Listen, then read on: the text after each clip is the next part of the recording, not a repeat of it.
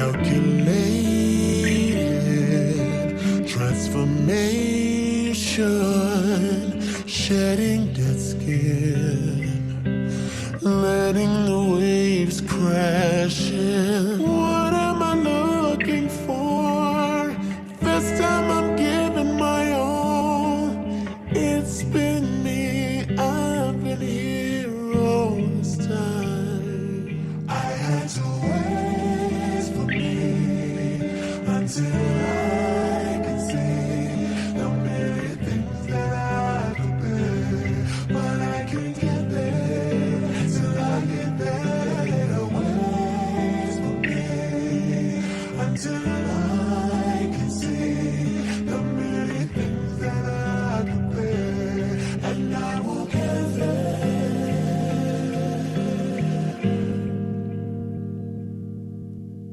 Run into you while you're running. Run into you while you're running. Run into you while you're running to me. Run into you while you're running. Run into you while you're running. Run into you while you're running to me.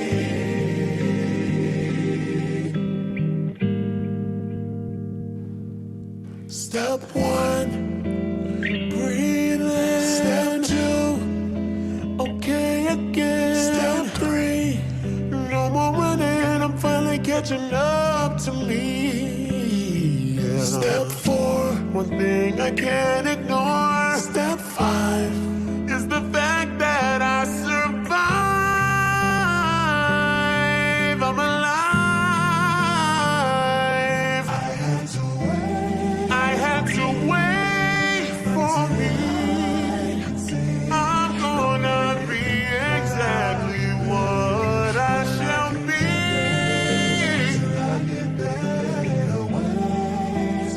Wait for me. I'm running back to you, and that's what I'm gonna do.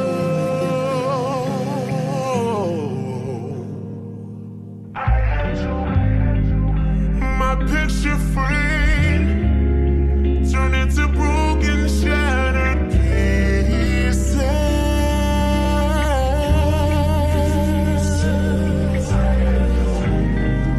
This is my declaration, sign my own emancipation. It's time for complete transformation.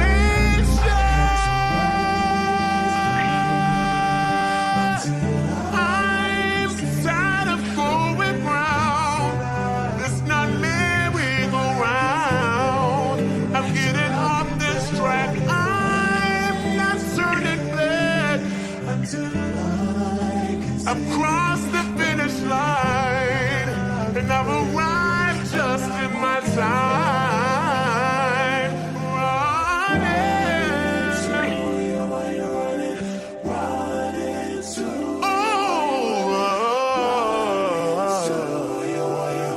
While you're running to me, running.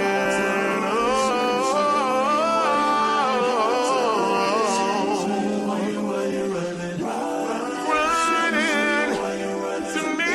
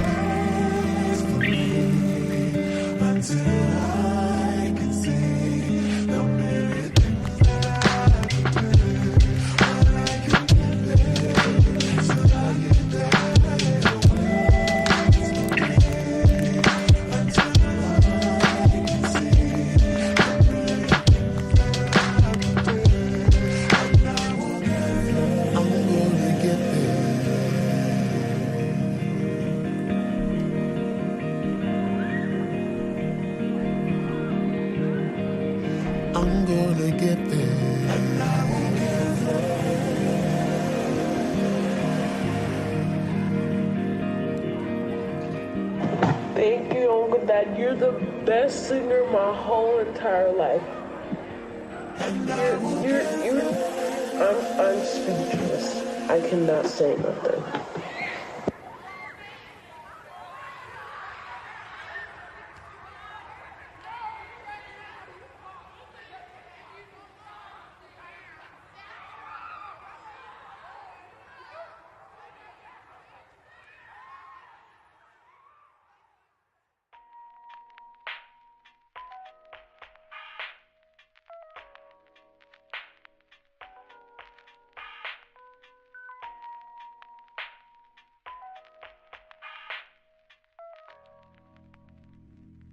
You live in a different world.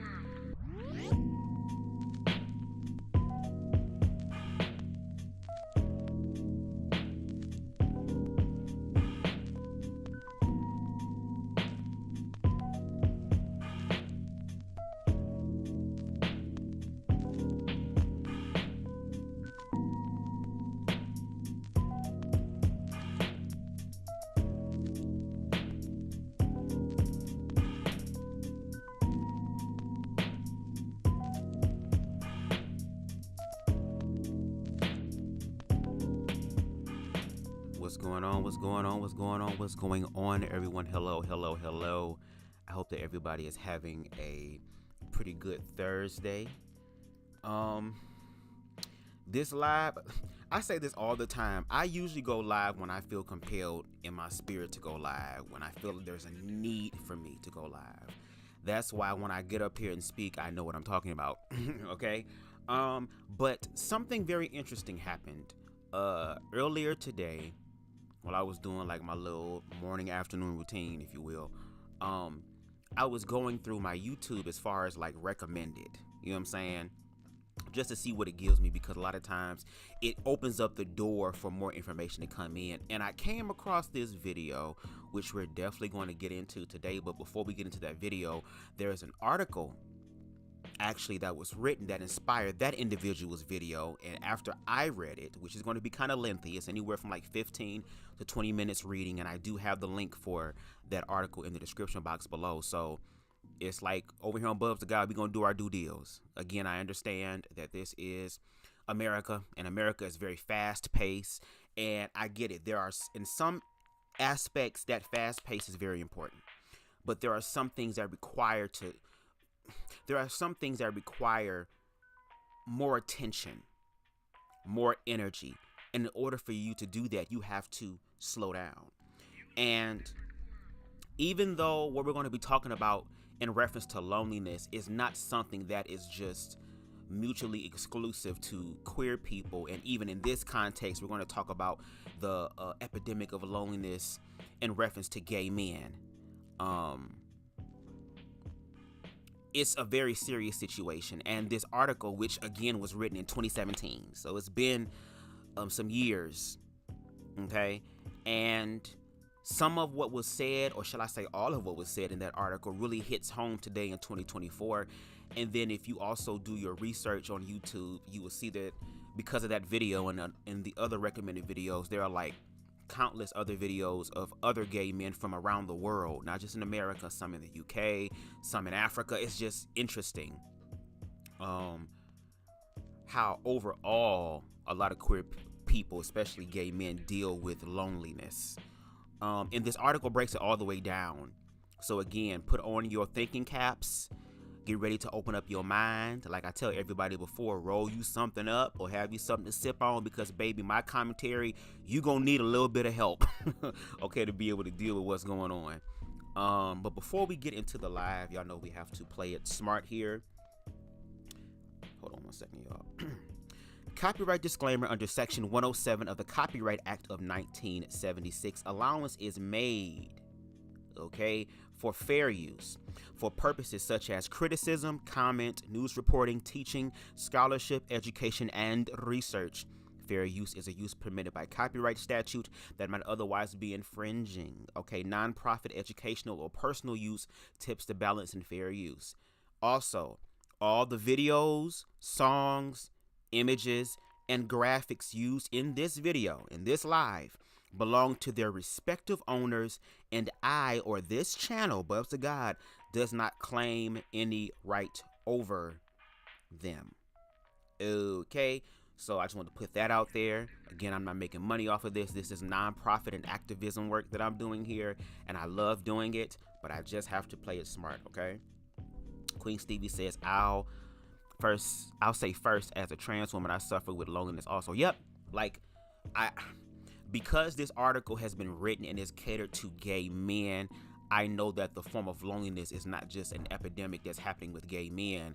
It's happening just all around. There are men and women, okay, cis or not, who are experiencing loneliness. Because again, at the root, at the human issue of it, when we work through the murkiness and all of the confusion and the hurt and the pain and the guilt and the shame and the projection of that, once we work through that, we'll see what the underlying cause is. And especially in this article that we're going to read, it definitely speaks on that. What's up, King Deshaun? What's going on? So I'm gonna let y'all know again, this live, along with my other lives, but this live in particular, again, listen to this while you're doing something. I want to be background noise. I want to speak to your subconscious mind. Okay? So let's go ahead and get into the article, and then we'll get into the video where this individual will take certain parts of the article and break them down in their own perspective. And I also ask that you please share yours in the comment section, or for those who watch it in the replay, to share your thoughts in the comment section. And just let us know your story so that we can find a common theme and then work towards healing, okay? So let's get into the article. And if you want to read along with me, you can. Again, the article as well as the link for the video are in the description box below. So give me one moment as I set up my music.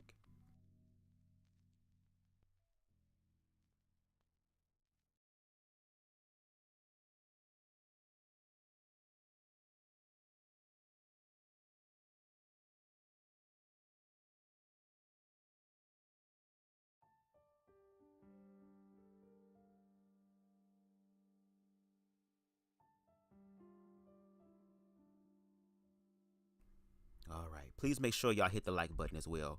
Can y'all hear me good? Do I sound good? I don't sound like I'm echoing, right? Test and test. Let me check my own audio. Hold on, just to make sure. Hold on. Test and testing 1 2 3. Let's see. Test and testing 1 2 3. Bitch, am I saying anything? Am I not saying anything? Is my mic not on? Test and testing 1 2 3. Can y'all hear me? I don't hear anything. What the fuck going on?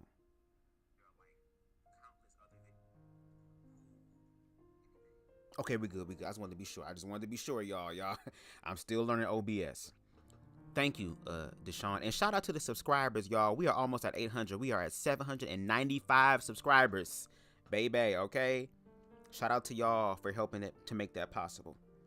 So, again, this article was written in 2017, March 2nd of 2017 to be exact, and it is entitled The Epidemic of Gay Loneliness by Michael Hobbes. Do I have my little phone holder here? Because I don't want to hold the phone while I read it. Give me 1 second, y'all. Okay. Hold on 1 second. All right, y'all ready? Here we go. I used to get so excited when the meth was all gone. This is my friend Jeremy. When you have it, he says, you have to keep using it. When it's gone, it's like, oh good, I can go back to my life now. I would stay up all weekend and go to these sex parties and then feel like shit until Wednesday. About 2 years ago, I switched to cocaine because I could work the next day. Jeremy is telling me this from a hospital bed 6 stories above Seattle. He won't tell me the exact circumstances of the overdose, but only that a stranger called an ambulance and he woke up here. Jeremy is not the friend I was expecting to have this conversation with. Until a few weeks ago, I had no idea he used anything heavier than martinis. He is trim, intelligent, gluten-free, You know, the kind of guy who wears a work shirt no matter what day of the week it is. The first time we met 3 years ago, he asked me if I knew a good place to do CrossFit. Today, when I ask him how the hospital's been so far, the first thing he says is that there's no Wi-Fi. He's way behind on work emails. The drugs were a combination of boredom and loneliness, he says. I used to come home from work exhausted on a Friday night, and it's like, now what? So, I would dial out to get some meth delivered and check the internet to see if there were any parties happening. If it was either that, it was either that or watch a movie by myself, excuse me. Jeremy is not my only gay friend who's struggling. There's Malcolm, who barely leaves the house except for work because his anxiety is so bad. There's Jared, whose depression and body dysmorphia has steadily shrunk his social life down to me, the gym, and internet hookups. And there was Christian, the second guy I ever kissed, who killed himself at 32, 2 weeks after his boyfriend broke up with him. For years, I've noticed the divergence between my straight friends and my gay friends. While one half of my social circle, has disappeared into relationships, kids, and suburbs, the other has struggled through isolation and anxiety, hard drugs, and risky sex. None of this fits the narrative I have been told, the one I have told myself. Like me, Jeremy did not grow up bullied by his peers or rejected by his family. He can't even remember ever being called a faggot. He was raised in a West Coast suburb by a lesbian mom. She came out to me when I was 12, he says, and told me 2 sentences later that she knew I was gay. I barely knew at that point. Jeremy and I are 34. In our lifetime, the gay community has made more progress on legal and social acceptance than any other demographic group in history. As recently as my own adolescence, gay marriage was a distant aspirant, something newspapers still put in scare quotes, Now it's been enshrined in law by the Supreme Court. Public support for gay marriage has climbed from 27% in 1996 to 61% in 2016. Keep in mind this article was written 2017, okay? In pop culture, we've gone from Cruising to Queer Eye to Moonlight. Gay characters these days are so commonplace, they're even allowed to have flaws. Still, even as we celebrate the scale and speed of this change, the rates of depression, loneliness, and substance abuse in the gay community remain stuck in the same place they've been for decades. Gay people are now, depending on the study, between 2 and 10 times more likely than straight people to take their own lives. We're twice as likely to have a major depressive episode. And just like the last epidemic we lived through, the trauma appears to be concentrated among men. In a survey of gay men who recently arrived in New York City, 3/4 suffered from anxiety or depression, abused drugs or alcohol, or were having risky sex, or some combination of the three. Despite all the talk of our chosen families, gay men have fewer close friends than straight people or gay women. In a survey of care providers at HIV clinics, one respondent told researchers, quote, "It's not a question of them not knowing how to save their lives. It's a question of them knowing if their lives are worth saving. I'm not going to pretend to be objective about any of this. I'm a perpetually single gay guy who was raised in a bright blue city by P-flag parents, pride flag. I've never known anyone who died of AIDS.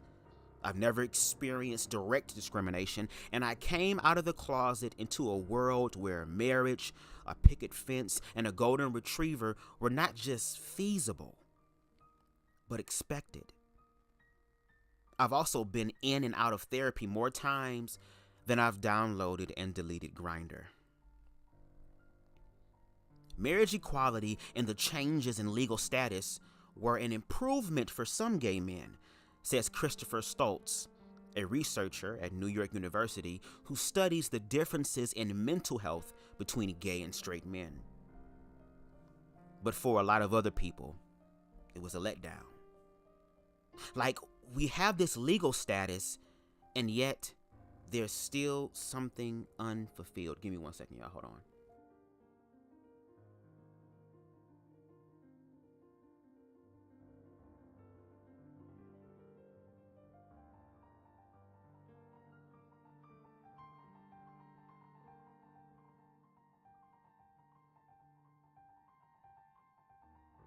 Sorry about that, y'all.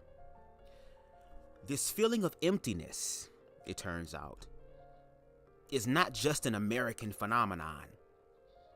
In the Netherlands, where gay marriage has been legal since 2001, gay men remain 3 times more likely to suffer from a mood disorder than straight men, and 10 times more likely to engage in suicidal self-harm.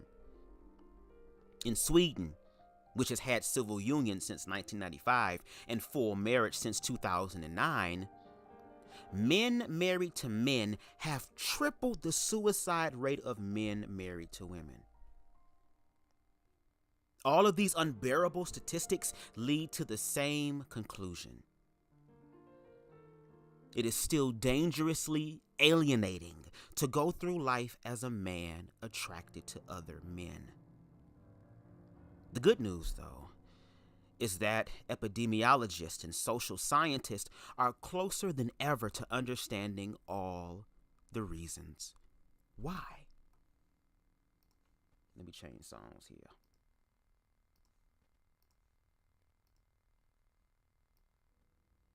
Travis Salway, a researcher with the BC Center for Disease Control in Vancouver. Yeah, you gonna play the song, girl? What's going on? Is the song playing? There we go. I was like, what's going on? Excuse me, y'all. Sorry. Travis Salway, a researcher with the BC Center for Disease Control in Vancouver, has spent the last 5 years trying to figure out why gay men keep killing themselves.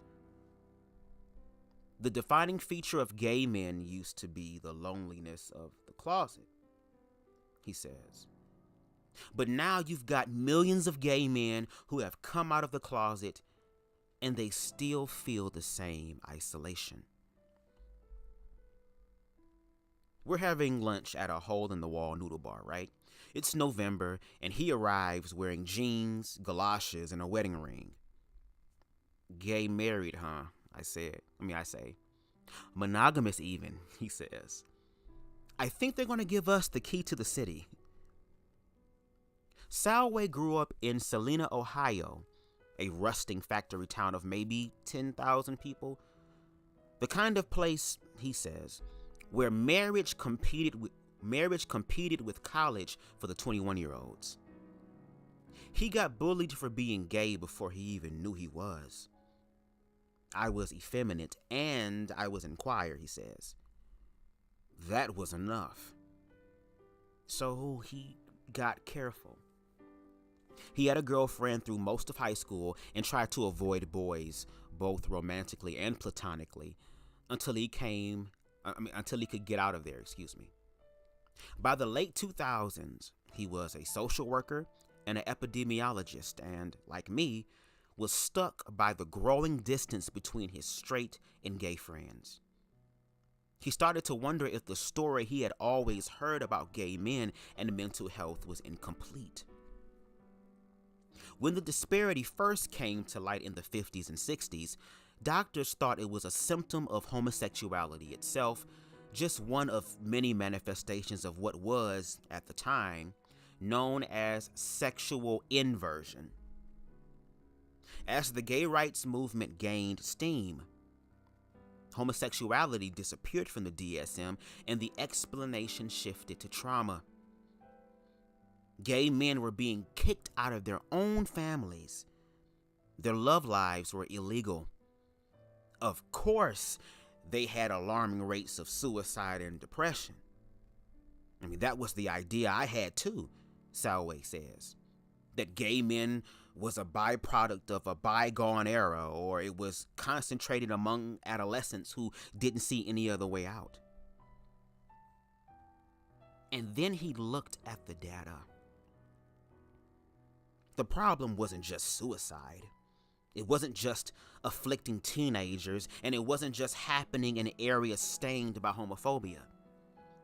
He found that gay men everywhere, at every age, have higher rates of cardiovascular disease, cancer, incontinence, erectile dysfunction, allergies, and asthma. You name it, we got it. In Canada, Salway eventually discovered more gay men were dying from suicide than from AIDS, and had been for years. Now, this might be the case in the US too, he says, but no one has bothered to study it. We see gay men who have never been sexually or physically assaulted with similar post-traumatic stress symptoms to people who have been in combat situations or who have been raped, says Alex Curo. I ain't gonna say his last name because I'm gonna mess it up. Alex Curo, a psychiatrist at the Fenway Institute Center for Population Research in LGBT Health. Gay men are, as Curo puts it, primed to expect rejection. We're constantly scanning social situations for ways we may not fit into them. We struggle to assert ourselves. We replay our social failures on a loop. The weirdest thing about these symptoms, though, is that most of us don't see them as symptoms at all. Since he looked into the data, Salway has started interviewing gay men who attempted suicide and survived. When you ask them why they tried to kill themselves, he says, most of them don't mention anything at all about being gay. Instead, he says, they tell him they're having relationship problems, career problems, money problems. They don't feel like their sexuality is the most salient aspect of their lives, and yet they're an order of magnitude more likely to kill themselves. The term researchers use to explain this phenomenon is minority stress. In its most direct form, it's pretty simple. Being a member of a marginalized group requires extra effort. When you're the only woman at a business meeting or the only black guy in your college dorm, you have to think on a level that members of the majority don't.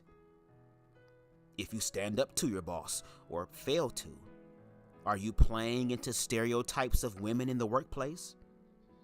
If you don't ace a test, will people think it's because of your race? Even if you don't experience overt stigma, considering these possibilities takes its toll over time. For gay people, the effect is magnified by the fact that our minority status is hidden. Not only do we have to do all this extra work and answer all these internal questions when we're 12, but we also have to do it without being able to talk to our friends or parents about it. John Penchankis, I probably messed that up. I'm gonna mess up some names. But John P. K, a stress researcher at Yale, says the real damage gets done in the 5 or so years between realizing your sexuality and starting to tell other people. Even relatively small stressors in this period have an outsized effect.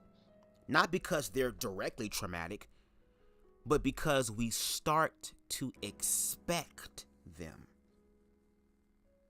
No one has to call you queer for you to adjust your behavior to avoid being called that, Solway says. James, now a mostly out 20-year-old, tells me that in 7th grade, when he was a closeted 12-year-old, a female classmate asked him what he thought about another girl. Well, she looks like a man, he said, without thinking. So, yeah, maybe I would have sex with her. Immediately, he says, he panicked. I was like, did anyone catch that? Did they tell anyone else I said it in that way? This is how I spent my adolescence too. Being careful, slipping up, stressing out, overcompensating. Once at a water park, one of my middle school friends caught me staring at him as we waited for a slide. Dude, did you just check me out? He said. I managed to deflect something like sorry, you're not my type. Then I spent weeks afterward worried about what he was thinking about me. But he never brought anything up. All the bullying took place in my head. The trauma for gay men is the prolonged nature of it, says William Elder, a sexual trauma researcher and psychologist. If you experience one traumatic event, you have the kind of PTSD that can be solved or resolved in 4 to 6 months of therapy. But if you experience years and years of small stressors, little things where you think, was that because of my sexuality? That can be even worse. Or, as Elder puts it, being in the closet is like someone having someone punch you lightly on the arm over and over. Yes, at first it's annoying. After a while, it's infuriating. Eventually, it's all you can think about. And then the stress of dealing with it every day begins to build up in your body. Growing up gay, it seems, is bad for you in many of the same ways as growing up in extreme poverty. A 2015 study found that gay people produce less cortisol, the hormone that regulates stress. Their systems were so activated, so constantly in adolescence that they ended up sluggish as grown-ups, says Katie McLaughlin, one of the study's co-authors. In 2014, researchers compared straight and gay teenagers on cardiovascular risk. They found that gay kids didn't have a greater number of stressful life events, i.e. straight people have problems too, right? But the ones they did experience inflicted more harm on their nervous systems. Anissa Flangetti, a stress researcher at the University of California, San Francisco, specializes in the effect of minority stress on gene expression. All those little punches combined with our adaptations to them, she says, and become automatic ways of thinking that never get challenged or turned off even 30 years later. Whether we recognize it or not, our bodies bring the closet with us into adulthood.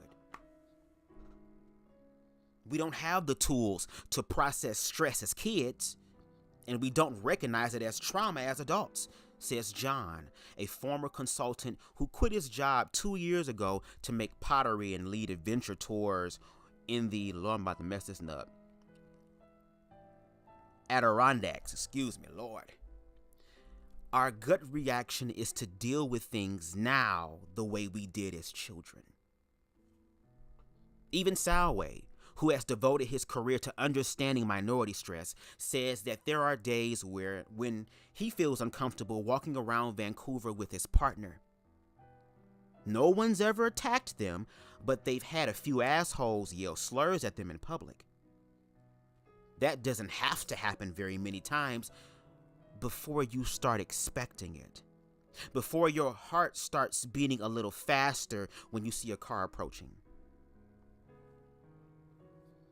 But minority stress doesn't fully explain why gay men have such a wide array of health problems. Because while the first round of damage happens before we come out the closet, the second, and maybe more severe, comes afterward. No one ever told Adam not to act effeminate. But he, just like me, like most of us, learned it somehow. I never worry about my family being homophobic, he says. I used to do this thing where I would, wrap a blanket around myself and and dance around in the backyard. My parents thought it was cute, so they took a video and showed it to my grandparents. When they all watched the tape, I hid behind the couch because I was so ashamed. I must have been 6 or 7. By the time he got to high school, Adam had learned to manage his mannerisms so well that no one suspected him of being gay. But still, he says, I couldn't trust anyone because I had this thing I was holding. I had to operate in the world as a lone agent. He came out at 16, then graduated, then moved to San Francisco and started working in HIV prevention. But the feeling of distance from other people didn't go away. So he treated it, he says, with lots and lots of sex. It's our most accessible resource in the gay community. You convince yourself that if you're having sex with someone, you're having an intimate moment. That ended up being a crutch. He worked long hours. He would come home exhausted, smoke a little weed, shout out to the weed bitch, yeah, pour a glass of red wine, then start scanning the hookup apps for someone to invite over. Sometimes it would be 2 or 3 guys in a row. As soon as I closed the door on the last guy, I'd think, that didn't hit the spot. Then I'd find another one. It went on like this for years.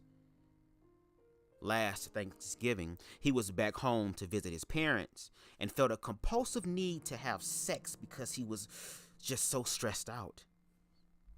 When he finally found a guy nearby who was willing to hook up, he ran to his parents' room and started rifling through their drawers to see if they had any Viagra.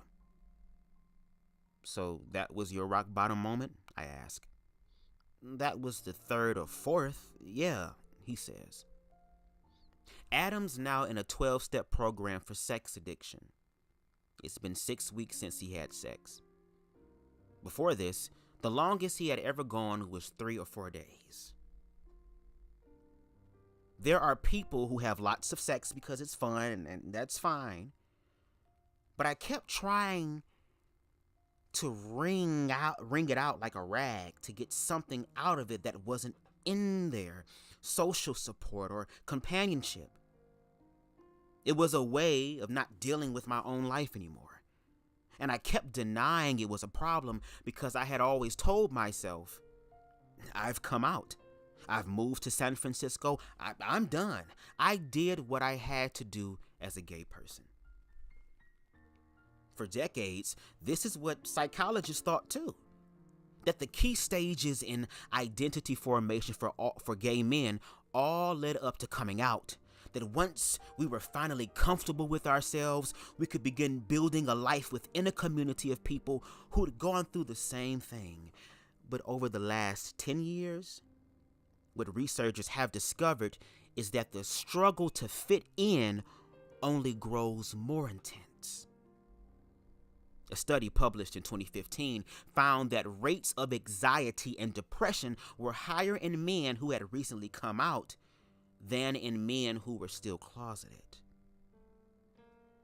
It's like you emerge from the closet expecting to be this butterfly, and the gay community just slaps the idealism out of you, says Adam. When he first started coming out, he says, I went to West Hollywood because I thought that's where my people were. But it was really horrifying. It's made by gay adults, and it's not welcoming for gay kids. You go from your mom's house to the gay club where a lot of people are on drugs, and it's like, is this my community? It's like the fucking jungle. I came out when I was 17, and I didn't see a place for myself in the gay scene, says Paul, a software developer. I wanted to fall in love like I saw straight people do in movies. But I just felt like a piece of meat. It got so bad that I used to go to the grocery store that was 40 minutes away instead of the one that was 10 minutes away, just because I was so afraid to walk down the gay street. The word I hear from Paul, from everyone, is re-traumatized. You grow up with this loneliness, accumulating all this baggage, and then you arrive in the Castro or Chelsea or Boys Town thinking you'll finally be accepted for who you are. And then you realize that everyone else here has baggage too. All of a sudden, it's not your gayness that gets you rejected. It's your weight, or your income, or your race.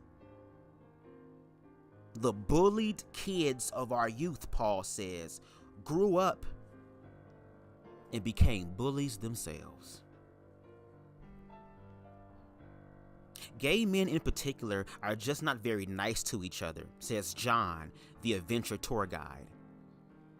In pop culture, drag queens are known for their takedowns and it's all ha ha ha, but that meanness is almost pathological. All of us were deeply confused or lying to ourselves for a good chunk of our adolescence. But it's not comfortable for us to show that to other people, so we show other people what the world shows us, which is nastiness. Every gay man I know carries around a mental portfolio of all the shitty things other gay men have said and done to them.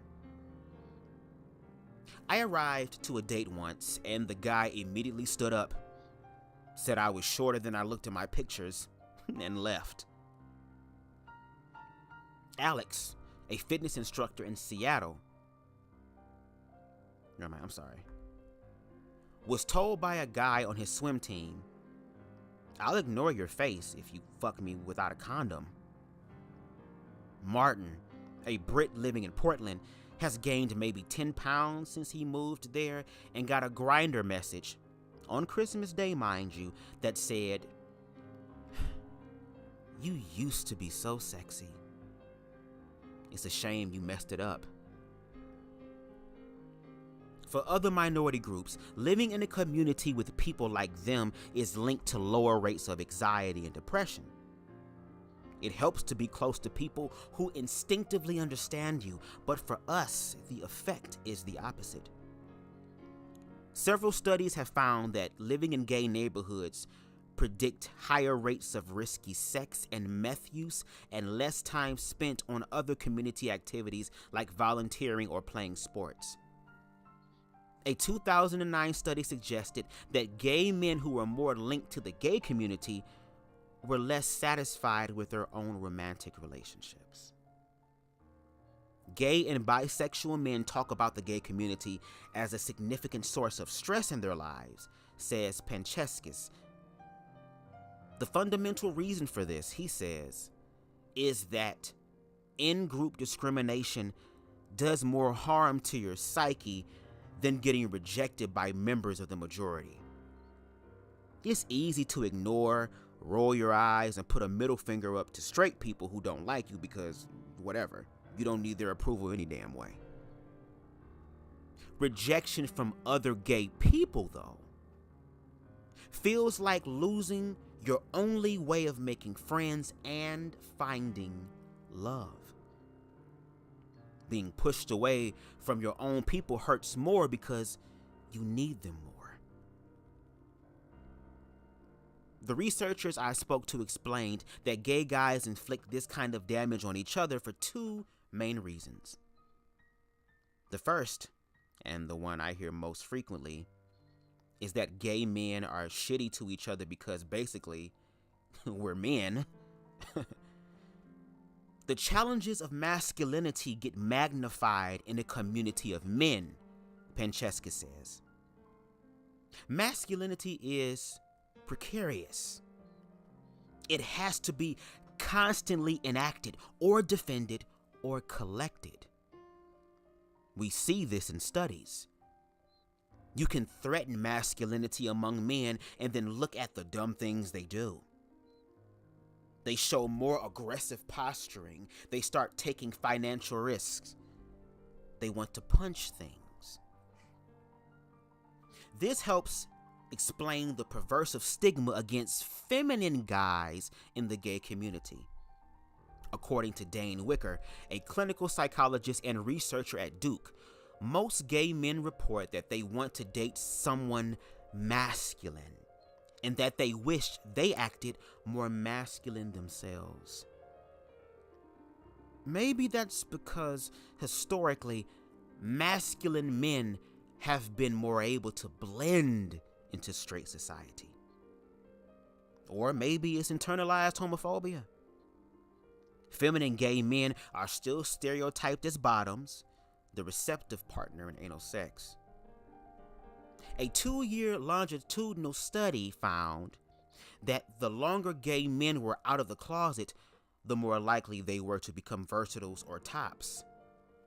Researchers say this kind of training, deliberately trying to appear more masculine and taking on a different sex role, is just one of the ways gay men pressure each other to attain sexual capital, the equivalent of going to the gym or plucking our eyebrows.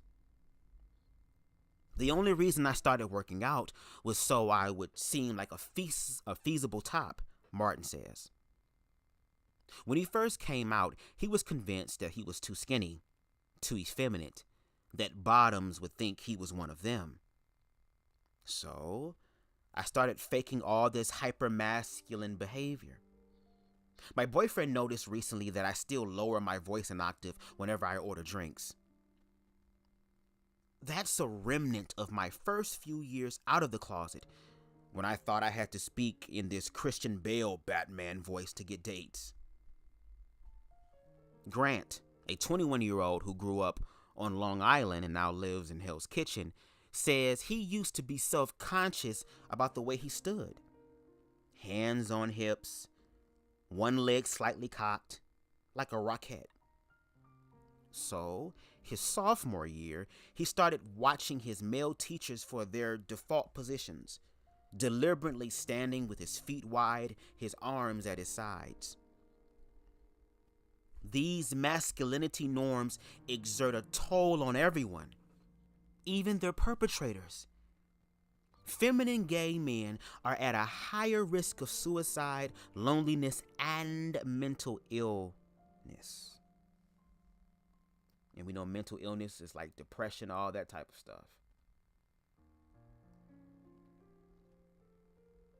Masculine gay men, for their part, are more anxious, have more risky sex, and use drugs and tobacco with greater frequency. One study investigating why living in the gay community increases depression found that the effect only showed up in masculine gay guys. The second reason the gay community acts as a unique stressor on its members is not about why we reject each other, but more so how we reject each other. In the last 10 years, traditional gay spaces, bars, nightclubs, bathhouses, have begun to disappear and have been replaced by social media. At least 70% of gay men now use hookup apps like Grindr and Scruff to meet each other. In 2000, around 20% of gay couples met online. By 2010, that was up to 70%. Meanwhile, the share of gay couples who met through friends dropped from 30% to 12%. Usually, when you hear about the shocking primacy of hookup apps in gay life, Grindr, the most popular, says its average user spends 90 minutes per day on it. It's in some panicked media story about murderers or homophobes trawling them for victims, or about the troubling chemsex scenes that have sprung up in London and New York. And yes, those are problems. But the real effect of the apps is quieter, less remarked upon, and, in a way, more profound. For many of us, they have become the primary way we interact with other gay people. It's so much easier to meet someone for a hookup on Grindr than it is to go to a bar by yourself, Adam says. Especially if you've just moved to a new city, it's so easy to let the dating app become your social life. It's harder to look for social situations where you might have to make more of an effort. I have moments when I want to feel desired, so I get on Grindr, Paul says. I upload a shirtless picture and I start getting these messages telling me, that I'm hot. It feels good in the moment, but nothing ever comes of it. And those messages stop coming after a few days. It feels like I'm scratching an itch, but it's scabies. It's just going to spread. The worst thing about the apps, though, and why they're relevant to the health disparity between gay and straight men, is not just the way we use them a lot.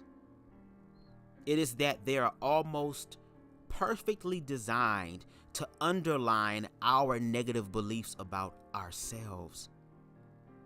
In interviews that Elder, the post-traumatic stress researcher, conducted with gay men in 2015, he found that 90% said they wanted a partner who was tall, young, white, muscular, and masculine. For the vast majority of us who barely meet one of those criteria, much less all five, the hookup apps merely provide an efficient way to feel ugly. Paul says he's electrified waiting for rejection as soon as he opens them. John, the former consultant, is 27, 6'1", and has a six-pack. You can see it through his wool sweater. And even he says most of his messages don't get replies. That he spends probably 10 hours talking to people on the app for every 1 hour he spends meeting for coffee or a hookup. It's worse for gay men of color. Vincent, who runs counseling sessions with Black and Latino men through the San Francisco Department of Health, says the apps give racial minorities two forms of feedback. Rejected, sorry, I'm not into black guys. And being fetishized, hi, I'm really into black guys. Pai Han, a Taiwanese immigrant in Seattle, shows me his Grindr inbox. It is, like mine, mostly hellos he has sent out to no reply. One of the few messages he received just says, Asian. None of this is new, of course. Walt Odets, a psychologist who's been writing about social isolation since the 1980s, says that gay men used to be troubled by the bathhouses, in the same way they are troubled by Grindr now. The difference he sees in his younger patients is that if someone rejected you at a bathhouse, you could still have a conversation afterwards. Maybe you end up with a friend out of it, or at least something that becomes a positive social experience. On the apps, you just get ignored if someone doesn't perceive you as a sexual or romantic conquest. The gay men I interviewed talked about the dating apps the same way straight people talk about Comcast. I mean, it sucks. I mean, what are you going to do about it? You have to use the apps in smaller cities, says Michael Moore, a psychologist at Yale. They serve the purpose of a gay bar, but the downside is that they put all this prejudice out there. What the apps reinforce, or perhaps simply accelerate, is the adult version of what Panchaskis calls the best little boy in the world hypothesis.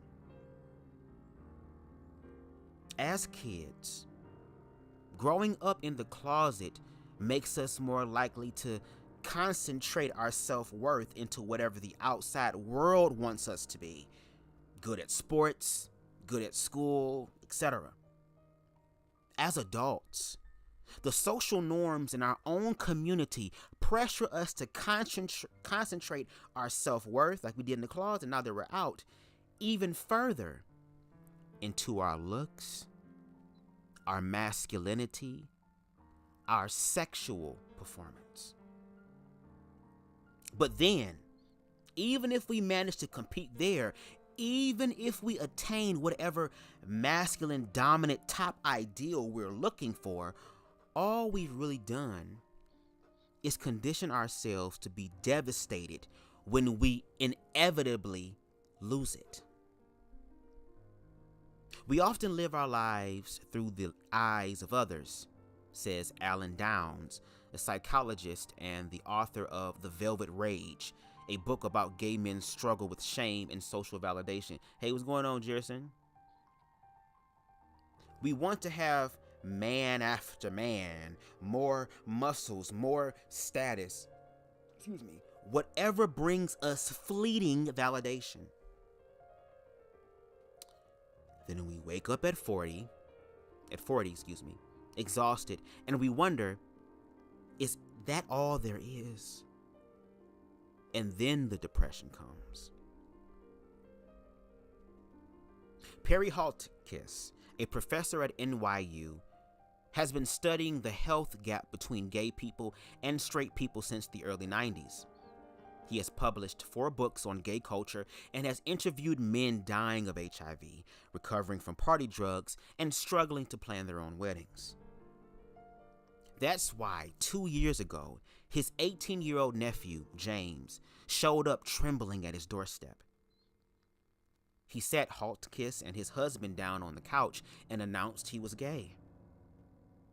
We told him, congratulations. Your membership card and welcome package are in the other room, Haltkiss remembers. But he was too nervous to get the joke. James grew up in Queens, a beloved member of a big, affectionate, liberal family. He went to a public school with openly gay kids, and still, Haltkiss says, there was this emotional turmoil. He knew rationally that everything was going to be okay, but being in the closet isn't rational. It's emotional. Over the years, James had convinced himself that he would never come out, that he didn't want the attention or have to answer to fields of questions he couldn't answer. His sexuality didn't make sense to him. How could he possibly explain it to other people? On TV, I was seeing all these traditional families, he tells me. At the same time, I was watching a ton of gay porn where everyone was super ripped and single and having sex all the time. So I thought those were my 2 options. This fairy tale life I could never have, or this gay life where there was no romance. James remembers the exact moment he decided to go into the closet. He must have been 10 or 11, dragged on a vacation to Long Island by his parents. I looked around at our whole family and the kids running around, and I thought, I'm never going to have this. And I started to cry. I realized the second he says it, that he is describing the same revelation I had at his age. The same grief. James's was in 2007. Mine was in 1992. Haltkiss says his was in 1977. Surprised that someone his nephew's age could have the same experience he did, Haltkiss decided his next book project would be about the trauma of the closet. Even now, even in New York City, even with accepting parents, the coming out process is challenging, Haltkiss says. Maybe it will always be. So, what are we supposed to do about it? When we think of marriage laws or hate crime prohibitions, we tend to think of them as protections of our rights. What's less understood, is that laws literally affect our health. One of the most striking studies I found described the spike in anxiety and depression among gay men in 2004 and 2005. The years when 14 states passed constitutional amendments defining marriage as being between man and woman. Gay men in those states showed a 37% increase in mood disorders, a 42% increase in alcoholism, and a 248% increase in generalized anxiety disorder. The most chilling thing about those numbers is that the legal rights of gay people living in those states didn't materially change. We couldn't get married in Michigan before the amendment passed, and we couldn't get married in Michigan after it passed. The laws were symbolic. They were the majority's way of informing gay people that we weren't wanted. What's worse, the rates of anxiety and depression didn't just jump in the states that passed constitutional amendments. They increased, though less dramatically, among gay people across the entire country. The campaign to make us suffer worked.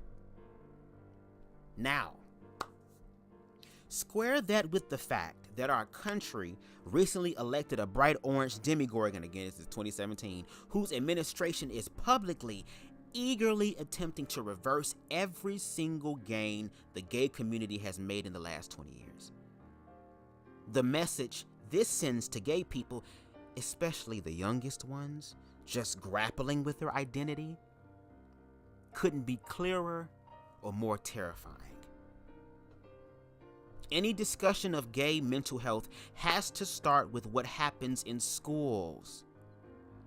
Despite the progress taking place around them, America's educational institutions remain dangerous places for kids, filled with aspiring frat boys, indifferent teachers, and retrograde policies. Emily Gradick, the director of research for the anti-bullying organization GLSEN, tells me that from 2005 to 2015, the percentage of teenagers who said they were bullied for their sexual orientation didn't fall at all. Only around 30% of school districts in the country have anti-bullying policies that specifically mention queer children. And thousands of other districts have policies, and this is going to sound so familiar, especially now, policies that prevent teachers from speaking about homosexuality in positive ways.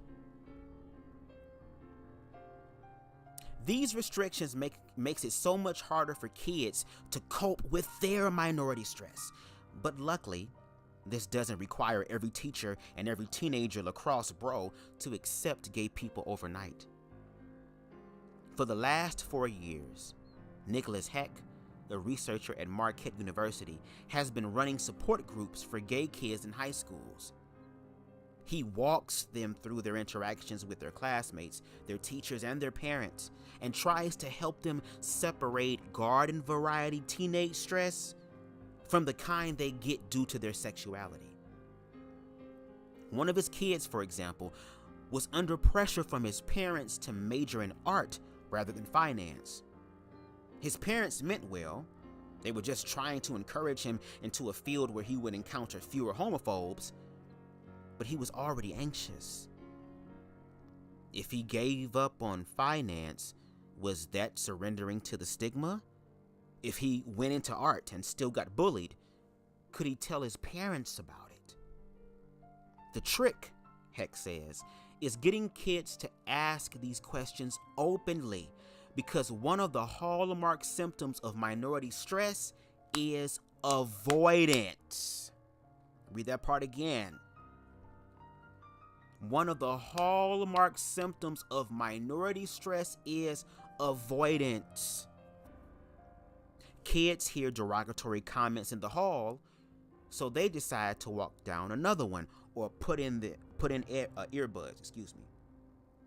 They ask a teacher for help and get shrugged off, so they stop looking for safe adults altogether.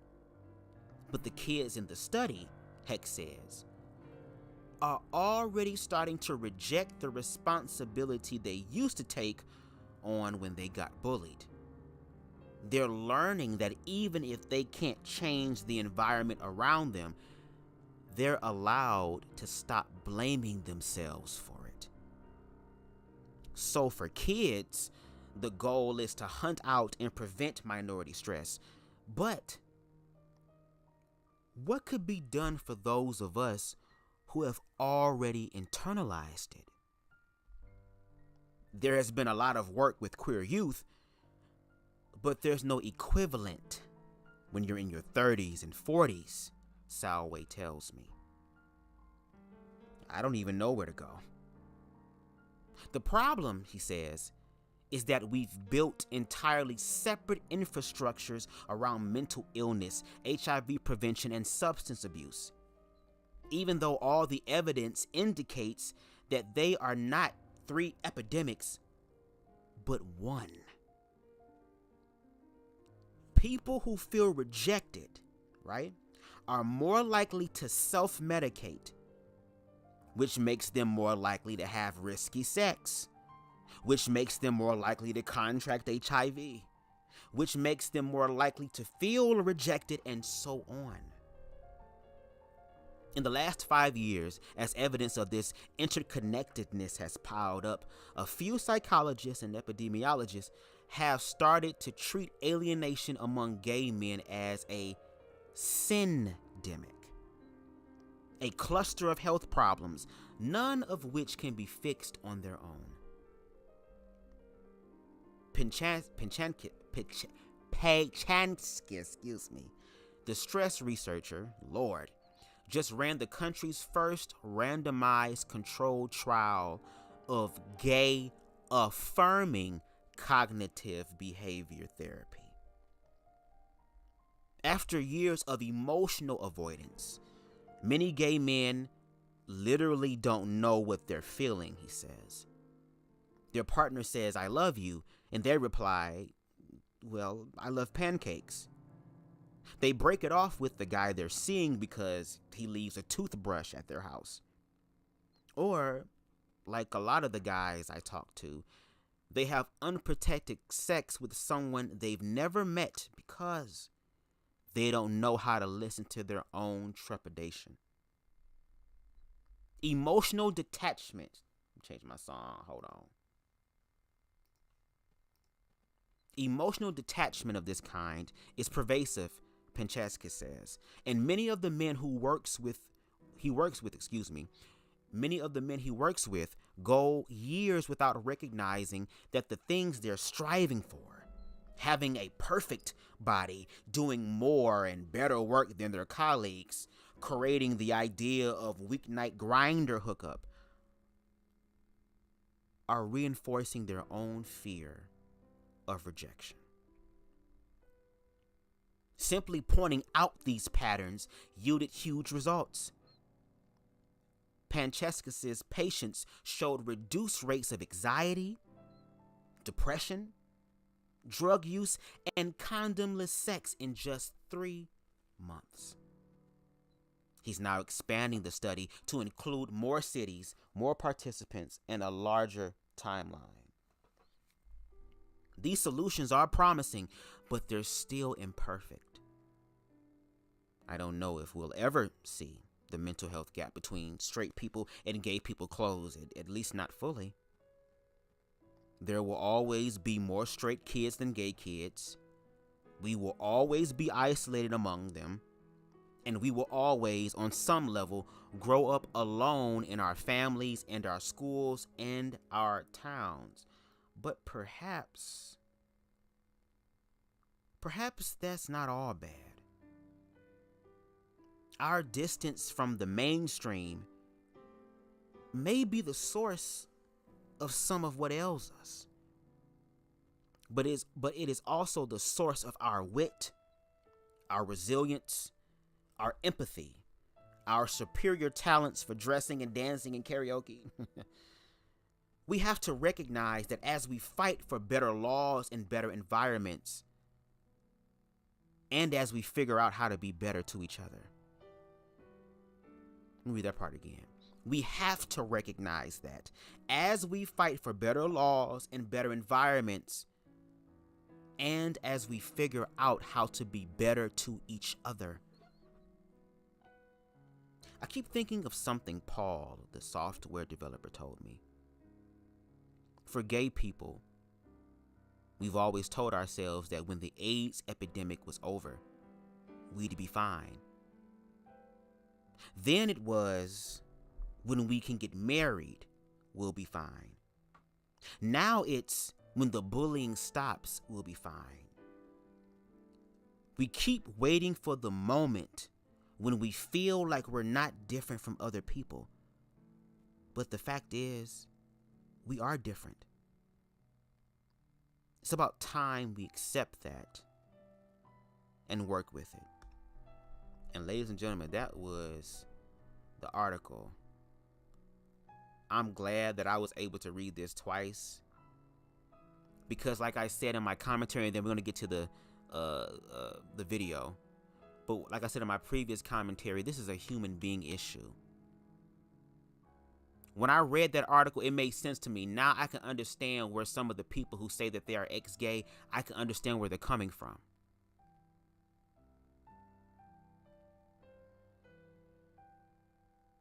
And this article broke it all the way down for me. Those small, micro, aggressive stuff that we deal with. In the closet, trying to assimilate, trying not to get caught. Imagine as a child, and that's why I talk about queer youth.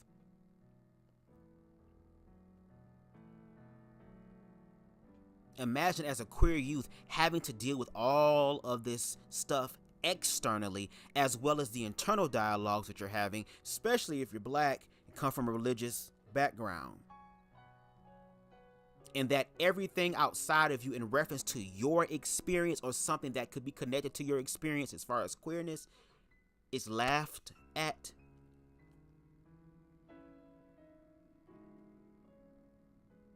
It is always the butt of the joke.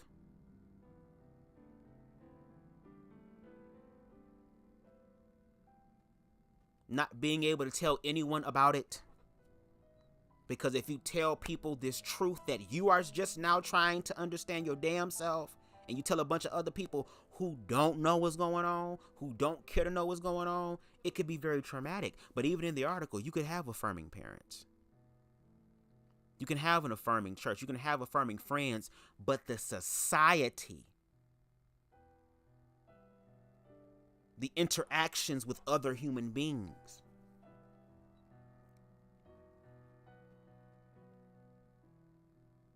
so imagine dealing with all that as children, being told for the longest time that you don't know what that is, that homosexuality is wrong, all of these different things, all of these different components being thrown at you.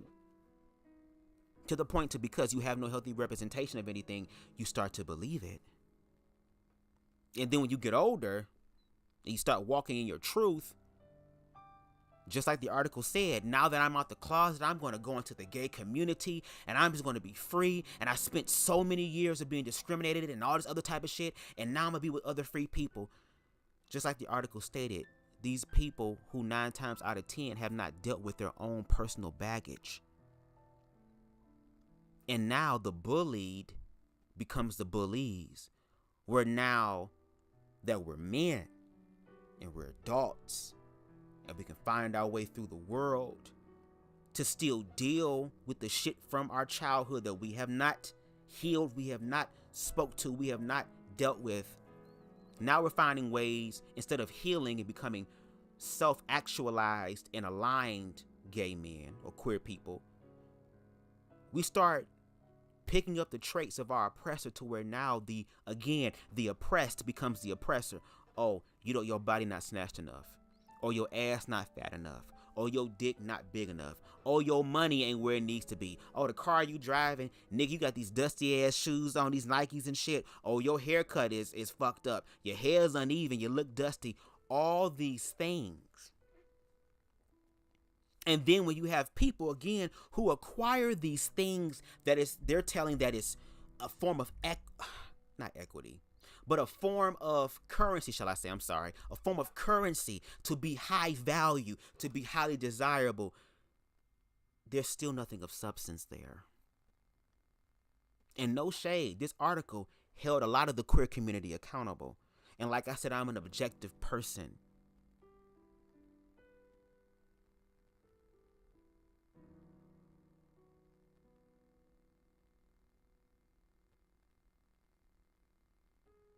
I'm sure everybody that is listening that is queer, that has ever been on those sites, because like they said, it's the easiest way to connect with a bunch of gay people at one time. But because we're men and we already live in a hypersexualized country mixed in with hypermasculinity, because it touched on hypermasculinity in here, how all these people are trying to acquire what society says is desirable. If you just get this, if you just get that, you will be desirable. And then you have people who have been able to obtain this material stuff, and mentally and emotionally, baby, ain't nothing there.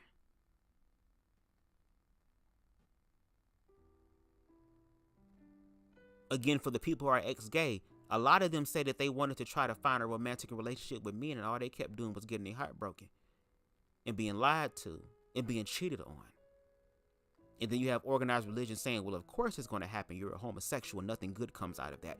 And there may be some people who are religious who will read this article and talk about, oh, well, the reason why even the people who got affirming parents, they still feel something innately on the inside like something wrong. That's God's consciousness. That's the consciousness of God, Jesus inside your spirit, trying to tell you that what you're doing and what you're feeling is wrong. See how that manipulation starts to happen?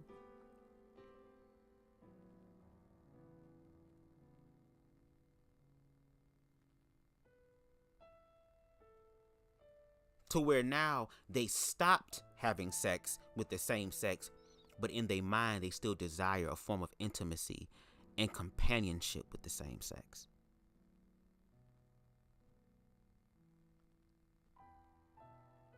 The individual who was the conduit for my ego death in 2018 told me, because the first time we met, he thought I was trying to hook up with him. And as tempting as it was, because trust me, I'm a human being, baby. You just throwing this all at me, girl, and I don't have sex like that in a while, and you my type, and I had a crush on you for a year and a half or something. Hell yeah, but I didn't. Only for him to tell me later on down the line, if you and I would have fucked the first night, I would have never called you again. Like, what? But look at what this article is saying.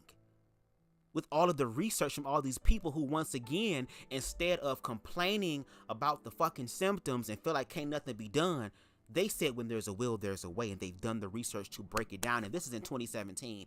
And obviously we are seeing a surge of this happening as far as the epidemic of gay loneliness today.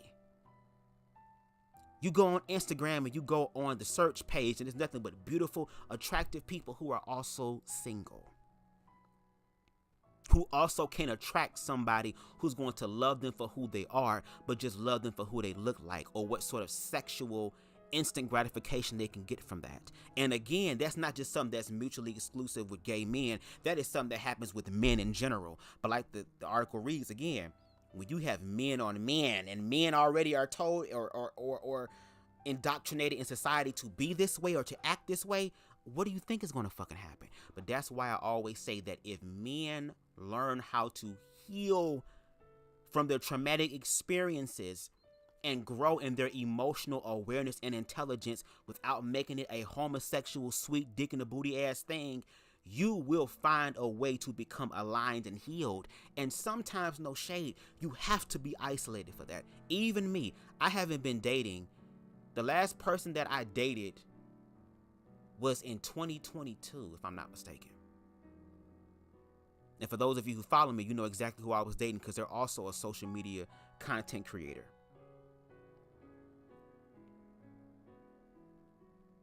Because I'm healing aspects of myself, I want to make sure that I can show up as the best partner, and not just the best partner, the best friend. I have walked away from a lot of people that I loved and made my inner circle so small. My inner circle are people who are on the same level as me, that we all grown at the same time, that the universe has destined for us to be connected at this moment. Very small group.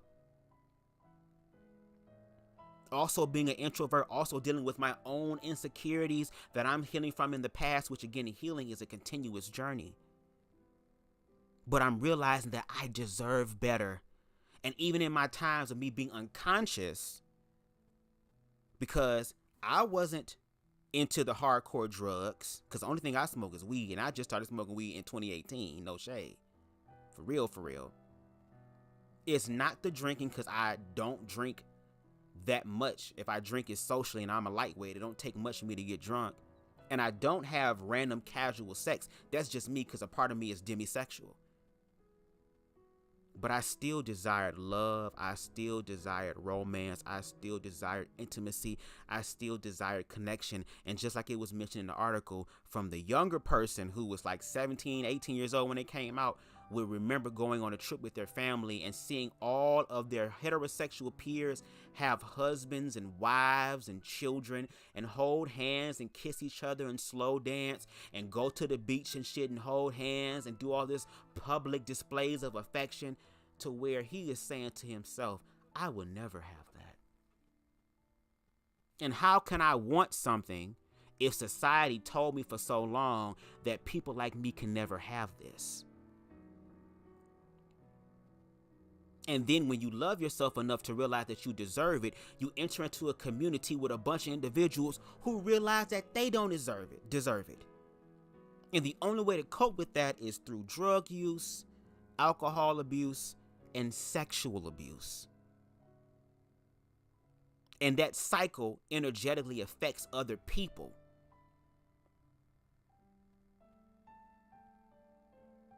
I remember a content creator said a long time ago the difference between heterosexual apps and sites like what's the most popular one they had? I forgot what it's called. It's on the tip of my tongue. Damn. eHarmony. For the freaky Christians, Christian Mingle. All of these heterosexual apps and websites that connect heterosexual people together, and the difference between the queer apps. When you look at the heterosexual apps, you see in the ads on the side or the ads that come up through the apps, is gearing you towards marriage. Dave is bridal. Okay? They're putting up wedding rings. They're putting up wedding cakes. They're putting up wedding dresses and suits and tuxedos. They're putting all this stuff to gauge you towards marriage. But when you look at queer apps like Grindr, like Jacked, like Scruffed, like BGC, all these other apps and websites, what are the ads that you see?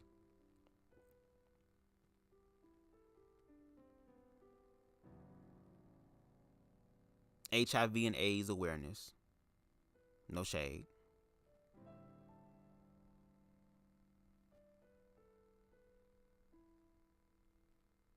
gay events where a lot of people are going to be hooking up at and fucking, because again, these are men. And society says that men have the ability and that they're created to do this.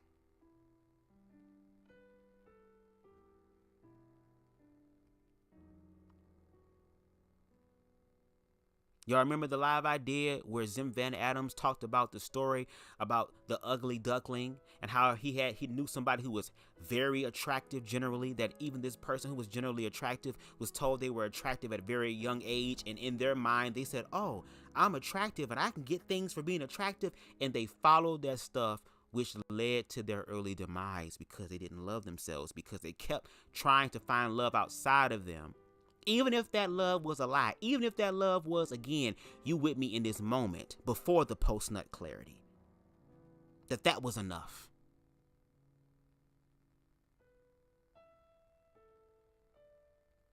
This stuff is very deep, and that's why I do my best to do open-minded conversations and nuanced conversations, and I want to connect with other people who think the same way or possibly think differently. We can have opposing views or whatever. Like I said, I would love to have a conversation with Tough Topics Podcast. We were supposed to have one, but something came up on her end. But all this stuff is deep. Queerphobia, racism, all this stuff is deep. Conversations are important, are needed, but they need to be a lot deeper than just these surface level conversations. Because if we don't deal past these surface level conversations, every generation coming up is going to get fucked up. And it's going to be our fault.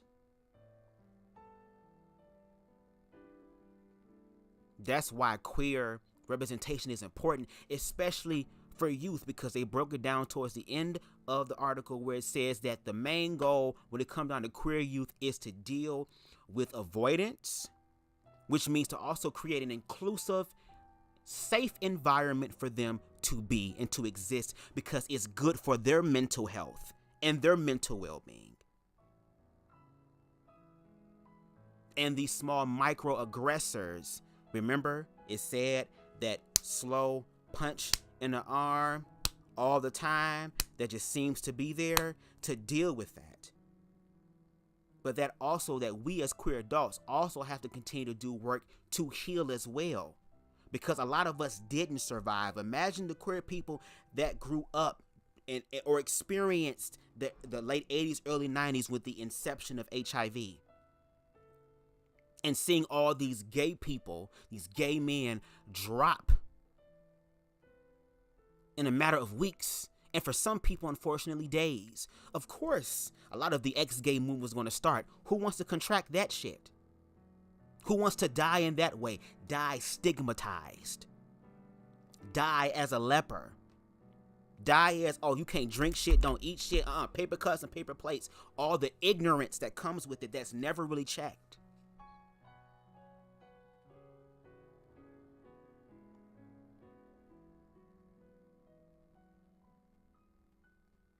Love is in need, and humanity needs some help. Now let's get into the video. Let me look at y'all comments real quick before we get in the video. Thank y'all for rocking with me. Please make sure that y'all hit the like button. It helps this channel to grow in the algorithms. I appreciate it. We almost at 800. All right. Look at y'all comments. Deshaun says, so even in marriage, gay, I'm sure you probably putting gay men. Gay men are still worried about people talking about them to the point where they isolate themselves from each other or something. Yep. I ain't gonna hold you. When they spoke about the whole masculinity part or whatever, I grew up being kind of very effeminate when I was a young boy, so I had to develop this exterior of hard masculinity, especially like towards the end of my years, like 6th, 7th, 8th grade, and going into high school. So, and even me, I just naturally have a masculine appearance, or I guess expression, even the way that my face is. I have a resting nigga face, and people think I'm mad all the time. I'm like, no, I'm just chilling, I'm high. You know what I'm saying? But again, being able to have the ability to blend. I ain't gonna hold y'all. when a fellow content creator came to visit me one time, like recently, last year actually, and I took them downtown, they had on this hat that said daddy and it had rainbows on it. And even though I'm openly gay and I know who I am, again, I have to be on watch and aware, because what happens if? What happens if? Again, bringing the closet with you. What happens if? So this person, they don't give a damn. They country as hell. They loud. They just themselves or whatever. And I'm playing security guard because I'm looking around, and there are people who are looking and people who are snickling. And we walked past the street preacher, and we was trying to walk behind him so he ain't catch us. He turned around and said, "Oh yeah, by the way, if you do sodomy, you're going to hell."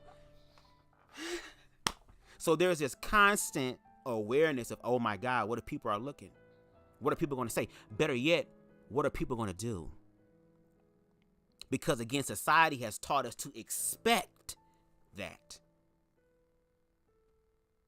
I remember one of my other friends in high school had showed me a video of their cousin proposing to their boyfriend, and I forgot what country they're in. But they had to do it. They had someone record it, but they had to hide somewhere in the shadows, and they was looking around when he proposed to him. Because what would happen if someone sees that?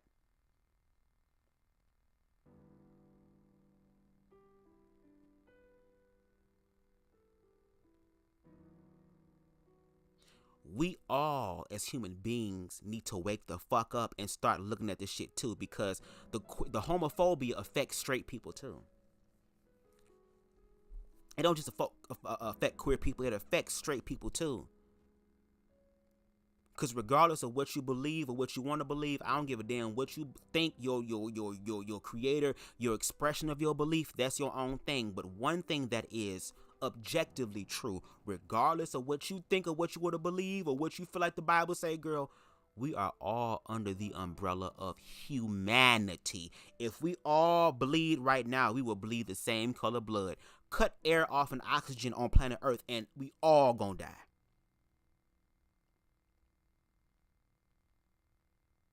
And this is an ignorance that continues to happen despite the information. And you wonder why God, source, universe, consciousness, mother nature, or whatever, ends up putting us in situations like 2020 where we all got to sit the fuck down. And now we all can't deal with being distracted. And we all have to deal with the objective reality or all the bullshit that we've actively been sweeping under the rug. Now it's all to the forefront, and you gotta sit in the house and you can't go nowhere. Now you gotta deal with it. And it seems like it takes disaster or catastrophe to happen to us collectively for us to be shocked back into reality that, oh my God, we're all human beings. Shame. Queen Stevie says another reason the disparity is minority stress, the negative impact of living with a stigmatized identity.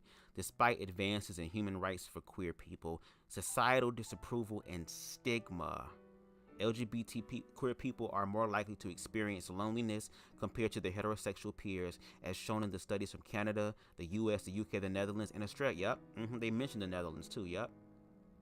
Some of the reasons for this disparity are demographic. Sexual minorities are more likely to be single, childless, living alone, in less frequent contact with families of origin, and generally... Was that it? I think that was it. Not Amber kicking sauteed chicken with cream, spinach, and mushroom. That sounds so good right now. Social anxiety is particularly prevalent among sexual minorities and is a known risk factor for loneliness. Marginalization is indeed associated with loneliness. We also found that the part of this association appears to be explained by proximal minority stress. And Deshaun is right. That's why it's important to have counseling. It's important for you to get your thoughts out and talk to somebody that you trust, who is willing to listen and also offer advice if you want it.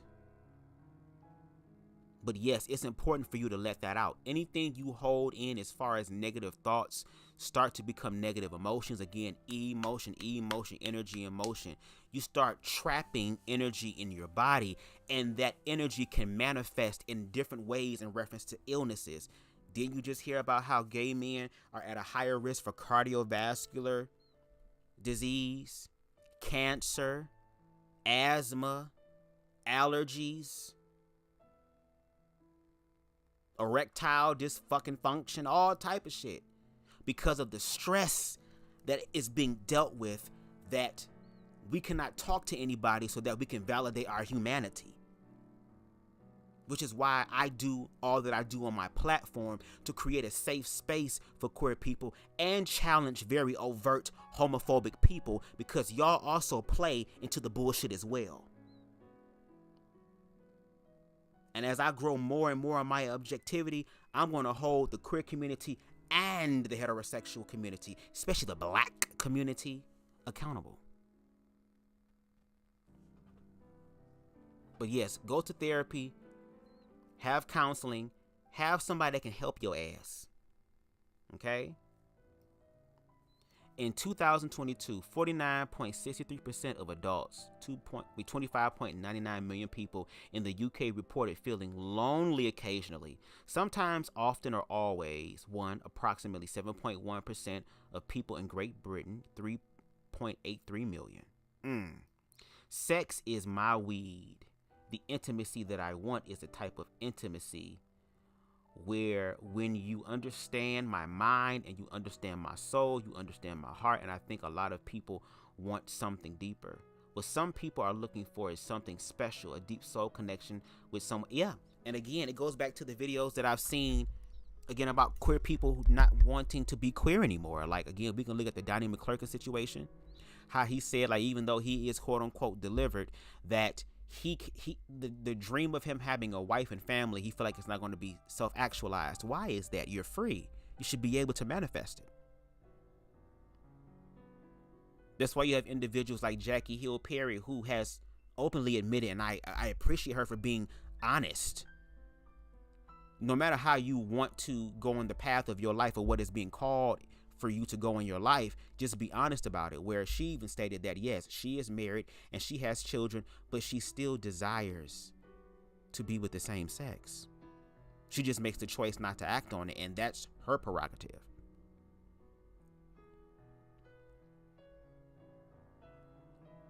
Again, the drugs and the alcoholism and the reckless sex that a lot of queer people said, oh, I was doing all that. Yeah, because you was dealing with queer phobia. And then again, just like me and so many other queer people, we thought that when we came out, it was just going to be a better life. And in some instances, it is. Because you ain't got to lie to yourself. But as far as connecting with your own people and dating your own people and being in relationships with your own people, whether it's platonic, whether it's romantic, whatever the case may be, it seems like there is a drop in that, because now the people who were oppressed have now gotten into some sort of a power in reference to the queer community, whether it be physical attraction, whether it be how much money you make, to where it's like, now I get to judge. So if you ain't this height, if you ain't this color, if you ain't making this amount of money, if you ain't driving this, living this way, I don't want nothing to do with you. And that is something that also happens in the heterosexual community. Because again, queer, all the stuff that's happening within this queerness, I'm pretty sure if they did a study with heterosexual men, we would see. Actually, I did a live, shout out to Jerson, who sent me that live, about an individual who had gaming addiction, and he was able to transmute that, who said that men are lonely and that men end up doing things like self-medicating, being depressed, having self-deletion ideations. So this, again, is a human being thing, but in this context, it's about queer people. Again, to where I'm going to be 33 this year. And I'm just now deciding or thinking about if I want to open myself up to dating. Because I thought that I would have been married, have been settled down, all that stuff. But how can you do that with people who don't even know how to love themselves for real or accept it for themselves? People who will self-sabotage something beautiful happening that they wanted. And now it's here, and now it's like, oh, I don't know. I am grateful that I have came across that article. And after we read the comments, we're going to hear somebody else's commentary on it as well. Yep, I knew it. The laws do affect the LGBT by stress because there's so much in their mind of what other people will think of them where they had the ability to bully them. Yeah, and even when you have queer people who do walk in their truth, who do own their agency, who do embrace the feminine aspect of themselves, even the cultural expression. I say the word girl and bitch. It don't mean I want to be a female or a girl, because for one, I'll make an ugly bitch. I would. Now, my sister cute, but I'm talking about me.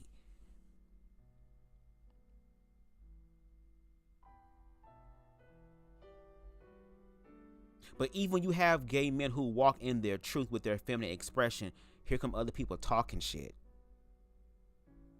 Who happen to have, oh, I have gay friends, I have gay nephews and relatives. Well, obviously you don't talk to them. Obviously you don't fuck with them because look at what you're doing right now. So even when people walk in their truth, it's kind of like how a mystic said one time, I can love myself as much as I can, as much as I want to. It does not mean that I'm exempt from a hate crime. Doesn't mean that I'm exempt from being discriminated against, and that discrimination go from verbal to physical. And that even when you are walking out and you are protected and you have a form of self-defense in you, because of the closet, you're always looking around, you're always policing yourself. It's like, when can we actually just fucking thrive without it being detrimental to ourselves?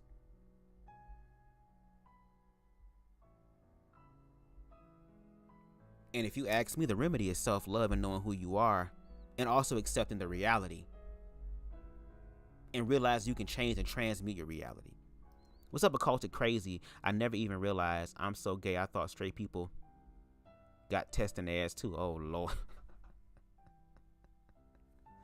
But that's the thing. That's why I appreciate people doing these deep dives, and that's why I love having conversations and thinking outside the box, because when they talk about a gay agenda, there is a gay agenda. I already told you there's two gay agendas. The first one is to just survive and be happy, and that's something that we got to figure out.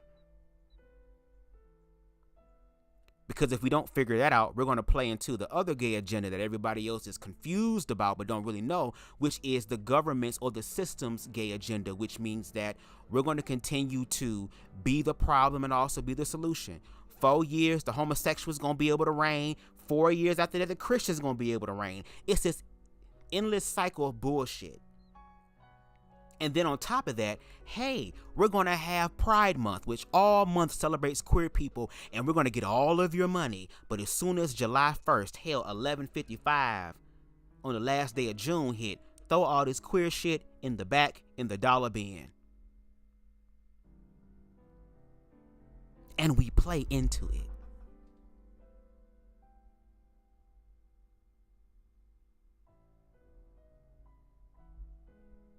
I told y'all there are people who subscribe to the fear, and I'm realizing they subscribe to the fear because that's all they really know. But that doesn't have to be all that you know. Just because fear started off this way does not mean you have to finish your life in fear. What's up, Ron? What's going on? Ron says, I think most queer people mistake love with sex. We are taught that expressing vulnerability in most queer relationships are poked at for and often told that some of it is considered heteronormative to want a monogamous relationship. But if the people say that, I would say they're playing into the heteronormative of the fact that men are told that they can go out and fuck and do what they want to do. And if they have wives, oh well, they have to just accept that. Because how many men cheat on their wives? How many men are sticking their dicks in places where they should not be sticking them? And again, when you already have men who have been hyper-masculinized and hyper-sexualized in a toxic way, when you have man and man, oh my God. And you wonder why the gay men who want monogamy sound like, quote unquote, the women and females. And then when people start having revenge actions as opposed to reconciliation type actions, now the women walking around saying it's the dog in me and treat niggas like niggas, and the niggas get mad. Well, I mean, hello, it's a mirror reflection of what you're putting out there.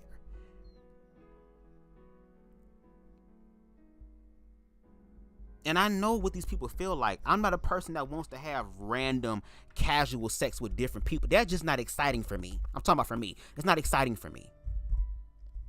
And because I'm a demisexual, I can't really get down with you the way that I would want to get down with a motherfucker until I know who they are mentally and emotionally, because I also understand the spiritual aspect of sex and what happens when you are wielding the energy of sex unconsciously.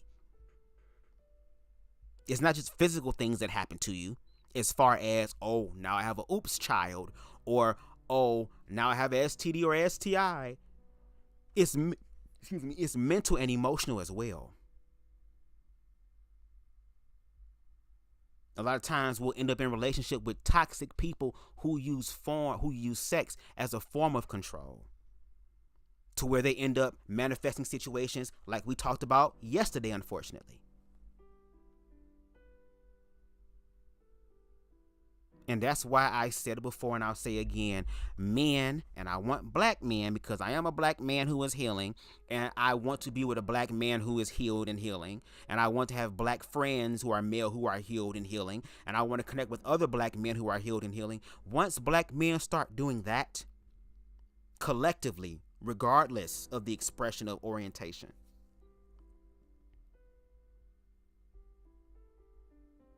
then I feel like there will be more of a recalibration to where now men, regardless of the orientation spectrum, can find a way to be affirmed in love, because again, all the symptoms of this shit stems from the human aspect of rejection.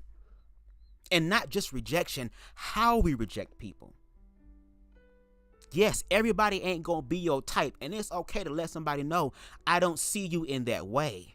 But like the article said, if you let it be known that, then there's a possibility of, well, we can be friends, or we can talk, and you might get a friend out of that. You never know. There are a lot of queer men who are now friends because they tried to do some romantic shit and it ain't work, so now we're just cool.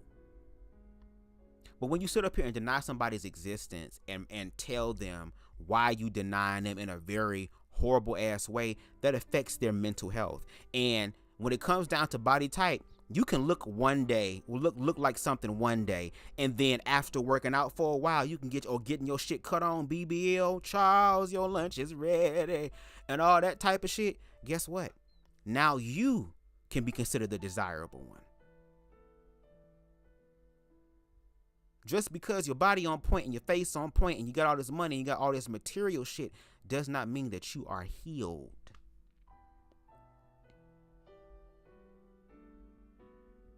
But let's not just take my word for it. Let's go ahead and take a listen, shall we, to,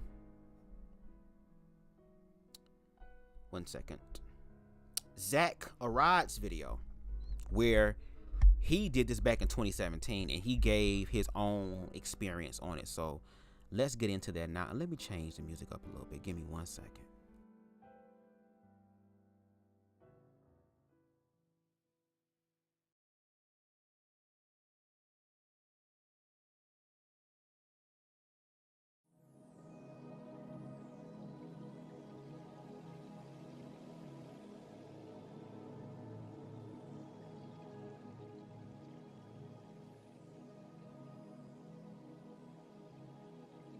All right, let's get it with the video, shall we?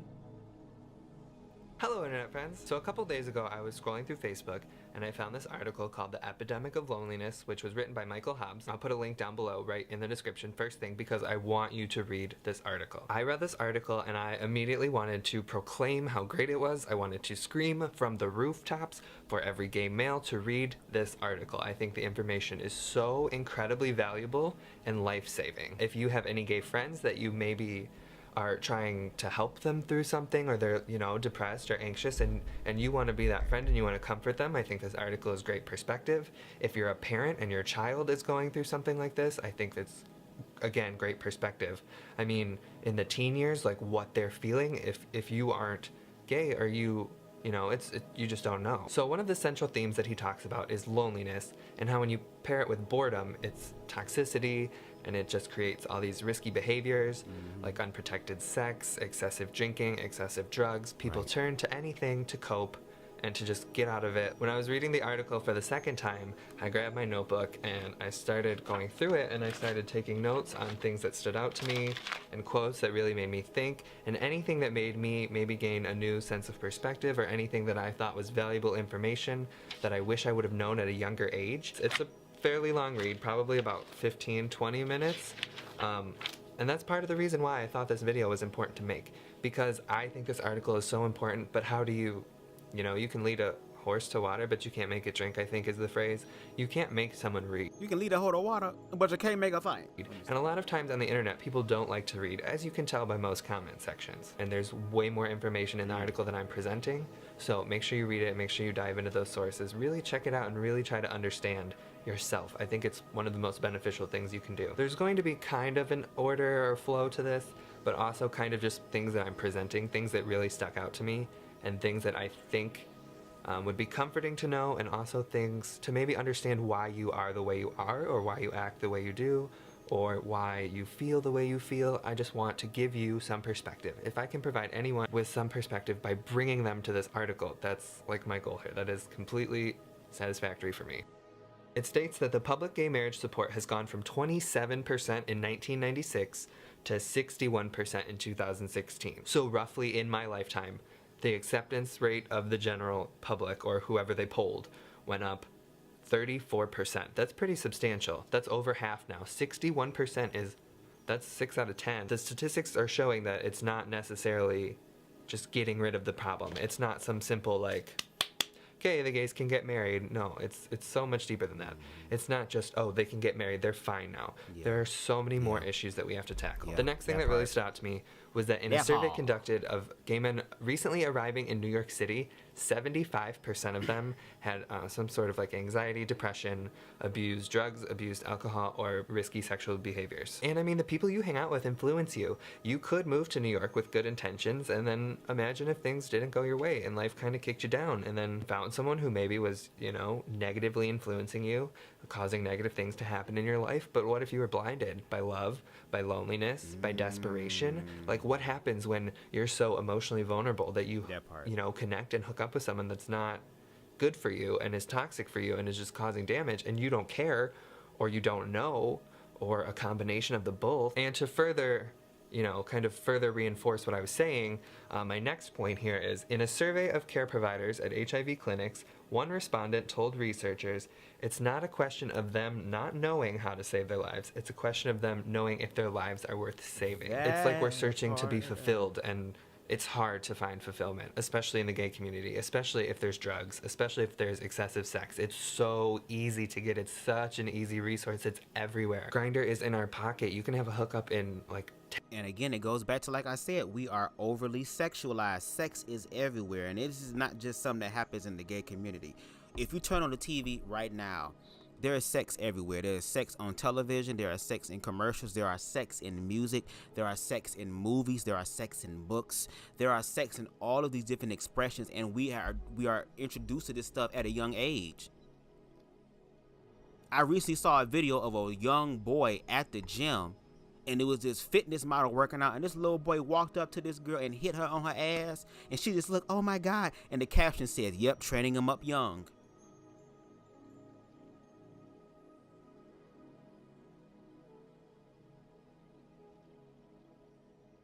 And let's not also act like kids don't have a natural inclination to sexual things. How many times have some of the individuals on these red pill communities back in the day when Playboy was a thing in a magazine, that they will all sit around, look at what I got, guys, from my father's stash. Wow.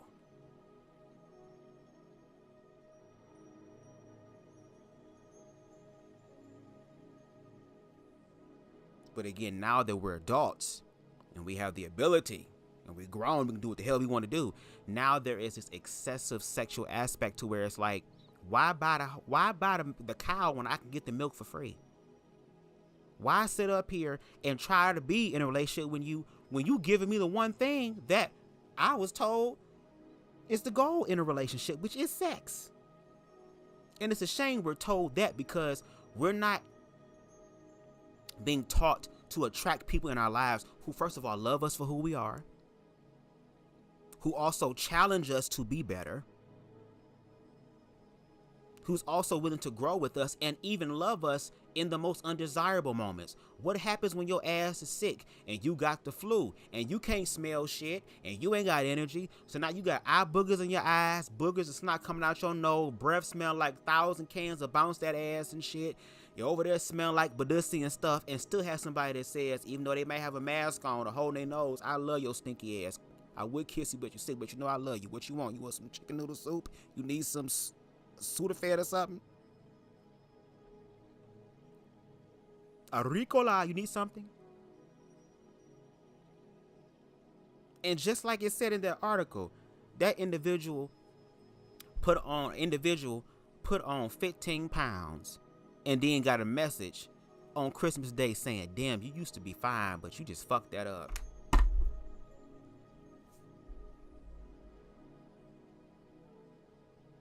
And like that article said, if they keep thinking in that way, those are the individuals who are going to wake up at 40 talking about, is this all that there is to gayness?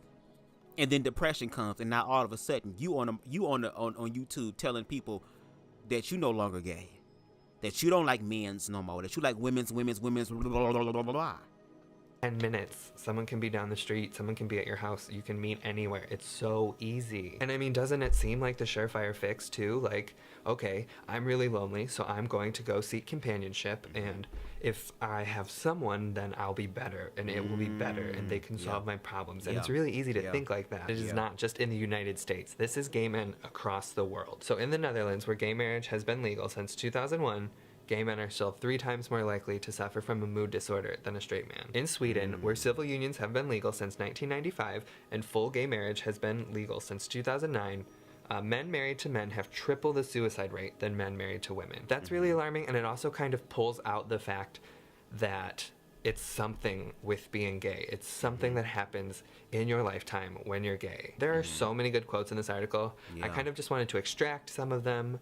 One that I found says, dangerously alienating to go through life as a man attracted to other men. And I think that's so true, because you feel alone. Like, it starts early on. It starts when you're little and when you're young and you're realizing things and you're like, is this okay? And then you don't have any sort of healthy representation to be able to let you know that it's okay. And then when you create that representation in books and allow youth, again, who are trying to figure all this shit out because something is happening to them that heterosexual people cannot explain, instead of going to the people who have went through what these children have gone through and have become better from it, that you have to keep them away because somewhere down the line you feel like they're just going to do something sexual to your damn child.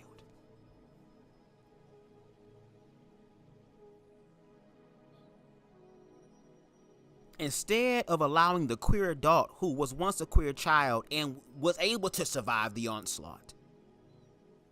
Because again, the self-deletion rate was on the rise. And I remember as a child having self-deletion ideations and also an attempt too, that I thank God I was not successful in. But now that they're adults and they've healed that aspect and they're trying to live their lives and also let society know who they are, to go ahead and dilute their fears that we are seeing, unfortunately, especially through this whole span of time, that people are choosing to hold on to.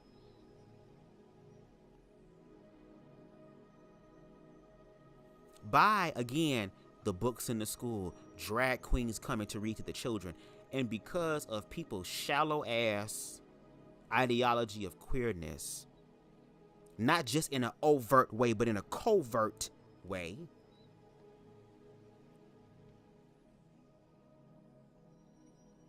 to where now it's protect the children, protect the children, protect the children. But did you protect the queer children? Did you offer the queer children a space to figure things out, Because again, queerness is not even a monolith within itself. Queerness has its own spectrum. We're talking about humanity, and we're talking about God, source, universe, consciousness, creation. It's going to be more than your basic ass mindset.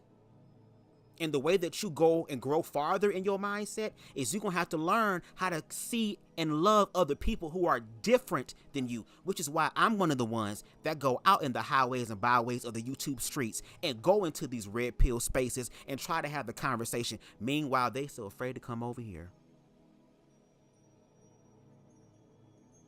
Just like I said in the article. I can't remember it verbatim, but something along the lines of the very good boy hypothesis in the world. Because I'm gay, I have to work twice as harder. Just like for black people, I gotta work twice as harder. Just like for women, I gotta work twice as harder to prove myself. And I end up proving myself a lot more than I should, and I end up doing the work a lot better than my heterosexual counterparts. And it still ain't enough. And now we take that ain't enough energy and we bring it into the queer community, like I said at the end. Queer people were seen as human beings and not a fucking mental disorder. But that was not enough. Then we were able to get married. That was not enough. It's always one more. The same with black people. All of these advances that black people have done since we came to this fucking country.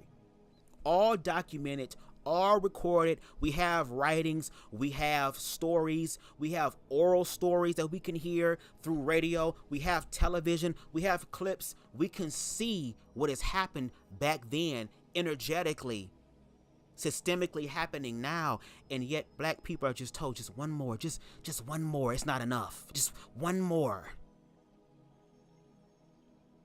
And when you don't have a healthy understanding or a foundation there, you'll start to apply that to your life, where again, to the queer community. I got the abs, but I need more. I got the money, but I need more. I got as much dick and ass as I want. I need more. I got the millions of followers and the verifications on my social media accounts, but I need more. And again, on this quest for something that can only be found internally. But how can you find that out internally when you've grown up as a child all the way through fucking adolescence into fucking adulthood, that who you are is nothing, is trash, is an abomination, is disgusting, all these things, and you expect these people to be healthy adults? Mentally and emotionally? And then when they go out here and have the reckless sex and end up abusing drugs and alcohol, now you want to call that out as a reason for them being gay. But if you're going to do that, you also have to accept the fact that y'all played a part in that even happening. That's why I say queerphobia, and even in the words of T.S. Madison, transphobia affects all women. Queerphobia affects all people. The fuck? Maybe I'm just not going to tell anyone, because then it will be fine, then it will be better. If I'm not telling anyone, then I don't have to deal with it, and then you just kind of like stash it and you don't know how to handle it, and then that kind of trains you that that's how you handle it. You just put it away. You don't talk about it. You don't do it. Whether we realize it or not, our bodies bring the closet with us into adulthood. This quote like blew my mind, because when you think about it, you come out, but then you're also self-policing. Like how you stand, how you walk, how you talk. I mean, even if you come out, you still could be uncomfortable with these things. It was found. How many times have black queer men going to the barbershops and had to code switch? Just like black people have to go into certain spaces and code switch too. Because I don't want to offend anybody. I don't want to bring any attention to myself. Y'all be so worried about motherfuckers at Pride and Pride. Hell yeah. A lot of queer people are going to go to Pride because that's one place where it's a gang of motherfuckers at. And especially if the black Pride, y'all niggas try shit. Black people, especially black queers, know how to fight and whoop ass. So yes, we're going to be out in those spaces, in those places at those times. Because it's a bunch of us. But in a lot of people's everyday lives, again, the policing. What do? I don't want to say this. I don't want to look this way. We heard the examples in the article. But again, when queer people share their experiences, we just need a little bit more. That's not enough. 99 and a half won't do. Bitch, this is over level 9,000. Fuck 100. Do you need the Super Saiyan glasses and shit to see this shit? That gay men everywhere at every age have higher rates of cardiovascular disease, cancer, incontinence. I had to Google this myself. It's lack of control of your bladder or lack of self-restraint. I interpreted it as acting very just quickly, without thought, I don't care, just go, impulsive. Correct? Just like what happened when Marcus Johnson ass, who finally got apprehended yesterday, thank you, did to Carlos Collins, acted in this way of, I'm just gonna let it go. I've had this feeling on the inside. I ain't talking to nobody else. I ain't got no power and control in my damn life. And now that I'm with you, I feel like I need to dominate you and have power and control over you, which means that, bitch, you leaving me. You can't leave me, bitch. I'm Mike. You don't leave me. To where now an unfortunate atrocity has happened. And there were other variables that played a part in that as well, like the police department. I keep telling y'all gonna need weed and shit to listen to my stuff, baby, because, baby, my shit gonna be low-key scary a little bit, but we working through the shit. Erectile dysfunctions, allergy, and asthma. And it makes you wonder what is causing this. Is it stress? Is it stress related from being unsure of how other people will react to you or how you fit into social narratives? They also found gay men who have never been sexually or physically assaulted with similar PTSD symptoms. It's like being so traumatized by being gay or what you've learned or what people have taught you or what someone has said to you that literally brought you to the point that you were almost in like a warlike situation. And I think that it is possible and it is very real to mentally put yourself in these kind of war zones where you just, it shakes you to the core and you just kind of cripple. With this article, it's like a weapon, it's a defense, it's being able to understand and interpret what we're doing and how we're acting and how we can flip it and how we can look at the situation and evaluate what can we be doing differently that wouldn't put us in these situations or that wouldn't cause us to think like this or wouldn't cause us so much emotional distress. This one is really, really, really, really incredibly true. I do this all the time. We're constantly scanning social situations for ways we may not fit into them. Oh, they're playing football. I don't fit in there. Oh, they're working on a car. I don't fit in there. Oh, so-and-so's kind of uptight and doesn't like gay people. I don't really fit in. Or I'm a trans woman and I'm walking down the street and I gotta walk past a gang of niggas. So should I cross the street? Do I just keep my head down and pray that I don't get hit in the back of the head?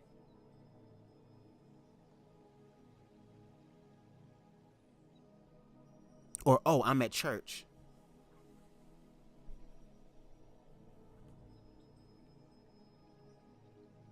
So I gotta make sure I stay hidden. Even though it's a bunch of freaky motherfuckers in here that want to see what I'm doing too.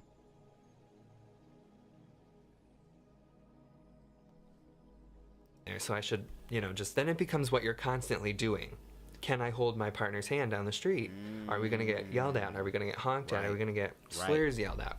Like what's going to happen? It's the simple things and the little things that you wish you didn't even have to think about, but you have to take the second consideration and kind of tweak your life to feel secure or feel safer. And I mean, I'm like that. I am like no PDA, none. Like don't touch me in public, don't hold my hand. And that's bad. I don't want to be like that. But the thought of someone yelling something at me or the thought of someone coming up to me or the thought of just like, hey, and I can't do it. So I'll give y'all a story. It was one dude that I was talking to that I was dating. He was also a black dude who was also in the white guys. But why y'all coming at me though? What the fuck? I ain't light skinned. And we ended up going on a date with him and his sister because his sister was lesbian. So we like on a double date or whatever. And of course, him and his lesbian sister and her little piece or whatever, they walking in front of us holding hands, holding each other and everything. And we're walking down this place called the Riverwalk in Detroit, downtown Detroit. Riverwalk. They just extended it and made it better and stuff. But at the time, we were walking down there, and it was a bunch of people. I mean, bunch of people, bunch of black people too. So, old dude was like, "You want to hold my hand?" I was apprehensive at first, and I kind of hesitated. I said, "Fuck it." The police right down there, because it was black police officers down the way. So if some shit happened, at least, hopefully there'll be some sort of intervention here. So we decided to hold hands, and baby, us holding hands, baby, people started saying shit to where old dude was like, "Ain't nobody gonna walk up though. Ain't nobody gonna walk up though." And I'm kind of like, "Oh Lord," you're kind of antagonizing, like, just let's go. And we started to walk towards the police, and we walked past them, and the black police officer called us faggots. Girl.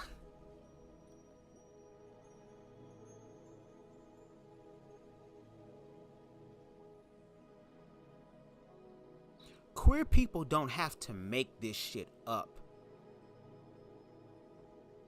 Especially that now we have people who care enough about queer people to do their research on queer people from a psychiatric and clinical perspective to see, oh, these queer people are dealing with a lot of stress, and that stress affects their lives. I just finished watching the first season of X-Men 97, and it was one part where they were breaking into, I guess, the place where Magneto was getting judged at by the UN and shit, and this individual was beating the fuck up out of Cyclops and was telling him, like, you know, y'all people, the mutants, which if you do your research, X-Men was written about the black experience in dealing with racism and just queer experience, just a bunch of oppressed groups of people, where Martin Luther King was Professor X and Malcolm X was, wait a minute. Yeah, and Professor X, Lord Jesus, and Malcolm X was Magneto. Excuse me, Jesus. Right, but he said something to him along the lines of, you know, y'all act like y'all just got it so bad. Like, regular people, we have it hard, and we have it harder than you. But at least we have the decency to not fucking complain. It's the complaining that we hate. Well, maybe if you bitch ass motherfuckers, bitch, would actually be human beings, we had nothing to complain about. You don't get to tell us to censor our quality of life that obviously y'all are having a problem with, because even in the shit, you coming here trying to kill Magneto and the goddamn mutants because your ass don't like them because they're complaining too much, even though your ass is the cause of the source of the complaining. Intra-fucking-sting. I don't do it, so I don't hold someone's hand. And I'd like to change that. I would like to be so comfortable, and it's not even that I'm not comfortable. It's just a safety thing, really. I mean, who knows what people are capable of, or have the intention of doing, or how much hatred they hold in their heart. So but we don't hate queer people. See, that's all in your head. Okay, let's play that game if it's all in your head. Well, I'll say it's all in our head, just like how y'all believe the gay agenda is all in y'all fucking head. And trans people literally taking your damn kids and literally transforming them in their fucking basement. It puts the lotion on his skin, or else it gets the holes again, ass type of thing. If we're gonna play that game. Now let's compare and contrast and see what's really going on and what's not, and let's see who really gags. Kind of just avoid it, but I aspire and will strive to be, you know, the courageous person that's going first, that's doing this, that's holding it, and like, I don't care. I'm gonna be proudly in love, and I'm gonna hold their hand, and I'm gonna walk down that street. The article goes on to talk about this man, Salway. He's a social worker and an epidemiologist, which is someone who works with epidemics. So he began to do these interviews, and he did them with gay men who tried to commit suicide and survived. And then he goes on to say that when you ask them, you know, why, we're trying to figure out how to get to the bottom of this, how do we prevent this, how do we keep you here, most of them are saying money problems, relationship problems, career problems. They very rarely attribute it to being gay. So that's not even seen as one of the reasons in their thinking of what, you know, why they're so upset. They say they don't feel like their sexuality is the most salient aspect of their lives, and yet they're order of magnitude more likely to kill themselves. After revealing this, he goes on to talk about minority stress. Because we are a marginalized group, we have to... And I also want to speak about that because, like you said, as an adult, when you start walking in your truth, there comes to a point where you do liberate yourself. Because as far as me dealing with queer phobia, as far as the internalized part of it, for the most part, still some aspects I'm healing of, but for the most part, I've healed from that situation. But now that he's saying relationship problems, money problems, all that type of stuff, yeah, relationship, because again, as it goes deeper into the article, how it's hard to even manifest that. And then even with the workplace, with workplace discrimination still put in play, because that's still happening. And as we see, unfortunately, it's on the rise. I hear about the Starbucks chick. So even though them being gay in reference to like, I find the problem with my sexuality as far as like internally is the problem. The outside stimulus through the covert parts of it is responding in that way due to my sexuality. I hope that makes sense to y'all, because it makes sense to me. Put in extra effort. On top of this minority stress, you have to think about it from, you know, the perspective of people of color. There's an extra minority stress. There's extra, you know, racism and all of these other things that come into play here. And not to mention, it's even right at home in the gay community. I mean, you look at Grindr or something and you see, oh, I want big black. They're a body part to you at this point. That is what it is. Fetishizing, I can't say that word, but you know what I mean, fetishizing a person. They're just meat, they're just an object to you. Or it's like the total opposite, like no blacks, no Asians, no fats, no femmes, no whatever else. It's just this whole... A stress researcher at Yale said the real damage is done between the time when you first realize your sexuality versus when you start telling people. That's about a 5-year span, and that's when the most damage is done. That's when your psyche is kind of like most vulnerable. It's also... Yeah, because even for me at that time, being in organized religion, I had to deal with the religious interpretation that I grew up with, being indoctrinated with in reference to my sexual orientation and what was really internally going on with me as far as accepting that I am queer. So it's like you're dealing with the acceptance of you being queer, and then, oh my God, I'm queer. Now it's this high awareness of all this other bullshit that could possibly be you. Because you're hearing people say, oh, the people who gay got HIV and AIDS. And the people who gay are sexual deviants. And the people who are gay end up on drugs and shit like that. They be stealing all this, just all this negative stuff about queerness. You have no healthy foundation or some sort of anchor to hold you down to be like, that doesn't have to be my reality. That there are healthier alternatives in reference to my viewpoint on my sexual orientation that I get to affirm, that I get to strengthen, as opposed to hoping that people outside of me and society outside of me affirms me. So again, that rejection that you're dealing with at a young age and adolescence growing up, having that period of 5 years of it being the most intense, where a lot of suicidal ideations are on the rise,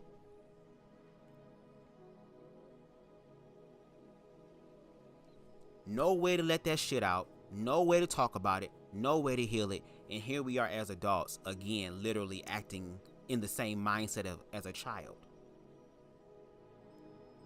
Because now we feel like even though we weren't able to be the child that we deserve to be, or that we should have been, or affirmed like we should have, now as an adult, we're playing fucking catch up.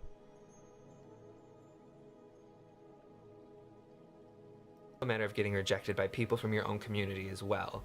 So someone else is gay, like, oh, I don't like him, then, or oh, no, I don't like you back, or whatever the case may be. It starts to hurt and it starts to bring you down in that first 5 years. And I think that that's really accurate. Once you're in that vulnerable, like, childish stage, but only childish in the sense of, like, development where you are.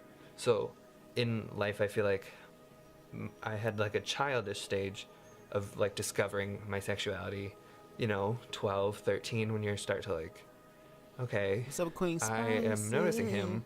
Why? And then you start to kind of piece it together, and then that's when things matter the most. That's when things can, get to you up here. Another quote from Salway: "No one has to call you queer for you to adjust your behavior to avoid being called that." That's like what I said about the hand-holding thing. Just because no one has, called you a slur doesn't mean you're not thinking of ways to avoid being called a slur. I mean, I remember in 4th grade, someone came up to me and he was like, "Hey, are you gay?" And I was like, no, of course not. And it's like, from that point on, you kind of, oh, well, what can I do to avoid people coming up to me and asking me that again? Further on in the article, it goes back to talking about sex and using it to compensate your loneliness, or how do I feel something. But the feeling of distance from other people didn't go away, so he treated it, he says, with lots and lots of sex. "It's our most accessible resource in the gay community. You convince yourself that you're having an intimate moment, but it ended up being a crutch." It talks about this man who was having, one Grindr guy come over, and then after it would just be like another one, and then another one. "I keep trying to wring it out like a rag to get something out of it that wasn't in there. Trying to find your happiness somehow, and you just keep squeezing and squeezing, and all the water's already drained out of it." He also goes on to talk about in-group discrimination, and like I was saying earlier, how it hurts your psyche more when someone in the gay community is like, than when someone is in the straight community like meh. He says, "It's easy to ignore, roll your eyes, and put up a middle finger to straight people who don't like you because whatever, you don't need their approval anyway." And I agree. It's easy to just write someone off like, oh, they're straight, they don't get it. Like, bye, I don't need you, it's whatever. But if someone's gay and they're just like, he sucks. I'm just like, oh damn, like what I do, like you understand me and you still think I suck. He also goes on to talk about masculinity. He says that it always has to be enacted or defended or collected. I remember being young and I would have all these songs on my iPod and I would like try to de-gay my iPod a little bit, and I would be like, well, I got rid of some Britney Spears songs, so that'll, be better, and I'll be like straighter, and I'll be whatever. It's super easy for masculinity to become this toxic thing where it's like, I have to be the most. I have to be the best. And then there's some statistics for dating and like dating websites, and it's kind of interesting to see where everyone is and how you kind of have to get introduced a little bit through using apps. I mean, it's like the easiest way, and it's not a lot of work, but sometimes it's kind of hard to find other people just randomly, or what if they don't want to talk to you? If someone's on an app, they're not guaranteed, but at least they're in a place where they can expect someone to talk to them. 70% of gay men use hookup apps. In 2000, 20% of couples met online. In 2010, 70% of couples met online. Gay couples meeting through friends dropped from 30% to 12%. And then Grindr says the daily average time that people spend is 90 minutes. Just a couple more quotes that I found interesting. He must have been 10 or 11, dragged on a vacation to Long Island by his parents. I looked around at our whole family and the kids running around, and I thought, I'm never going to have this, and I started to cry. I think everyone kind of has this moment where they're just like, shit, I don't reproduce naturally, like I would have to adopt, which seems kind of discouraging before you do any research or anything like that, and it seems expensive, and it seems just like people don't have to jump through these hoops to get a child when they can do it, husband and wife. Another interesting statistic, in 2004/2005, the years when 14 states passed constitutional amendments defining marriage as between a man and a woman, gay men in those states showed 30% increase in mood disorders, 42% increase in alcoholism, and a 248% increase in general anxiety disorder. I have always lived in Michigan, so at that time, you could not get married, like man on man could not get married in Michigan. They defined it as between a man and a woman, and you still couldn't get married. So either way, we weren't getting married here. Like before or after, they defined it as this. But just because of what that symbolizes, I'm so thankful for YouTube, because in our school systems, who knows if kids are, going to be taught. Luckily, they have people that they can find on YouTube who have lived through this, who can be there to tell them like, hey, it gets better. I guess where I'm going with all of this. The same thing happened for me when I did the live about the queer voices, and I talked about Samantha or Sarkaz, who her and B. Slade were like the first representations of people who grew up in organized religion, who were black and who were queer, who were walking in their truth. And to even just see what they had to go through, like, it was scary, because it was like that could possibly be the same route that I'm going to go down as far as being ostracized and demonized. But to see these people like go through it and like really discover who they are, because now all the false things that's been put on them is removed. So now it's just their truth. And now they're realizing that I don't need you to affirm me outside of me. I would like to be affirmed, but I don't need you in particular to affirm me.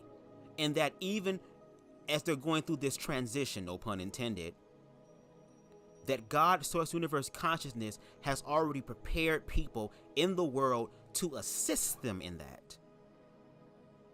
So yes, even though the school system is going to be afraid to talk about this shit, your child can still go online, and instead of finding porn and instead of finding all this shit that a lot of y'all grown motherfuckers watch every night, probably more than the youth do, they'll be able to find people who are walking in their truth, who's been doing it for a long time, and I mean really walking in their truth, to where they're showing what they have lost and what they had sacrificed to walk in their truth.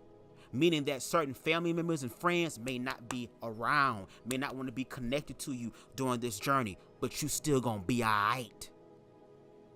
So I'm grateful that, at least for me, I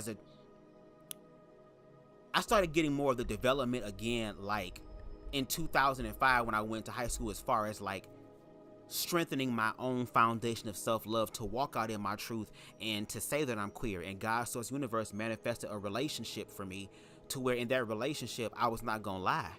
And my partner at that time already told me, I'm not gonna be in a relationship with a nigga who lie. Either you gonna let them know what's going on, or me and you can't be together. And I took the risk, and I'm grateful for that, because I feel like if that situation wouldn't have happened, I probably would still be in the closet. I would probably still be in organized religion, and I probably would be talked about right now by Larry Reed motherfucking Live about how I had a nigga sucking my dick on camera. Okay? King Jives and them, and motherfucking Granny McWig McDead and them. It was polyester. I'm gonna get to y'all comments at the end of the video. It was polyester. That life is like a test, and if you have a study guide, then you're gonna do pretty good on that test. So I just want to give you the study guide, lead you down the path that makes you question and learn more and dive in. And this is a great resource, and I found it and I was immediately in love with this article. I knew that I wanted everyone I know to read this and to just have that much more understanding of friends and family and sons and brothers, and it's very important to me, and I think to the whole community. Like I said, there is so much covered in the article. It was literally like pages and pages and pages.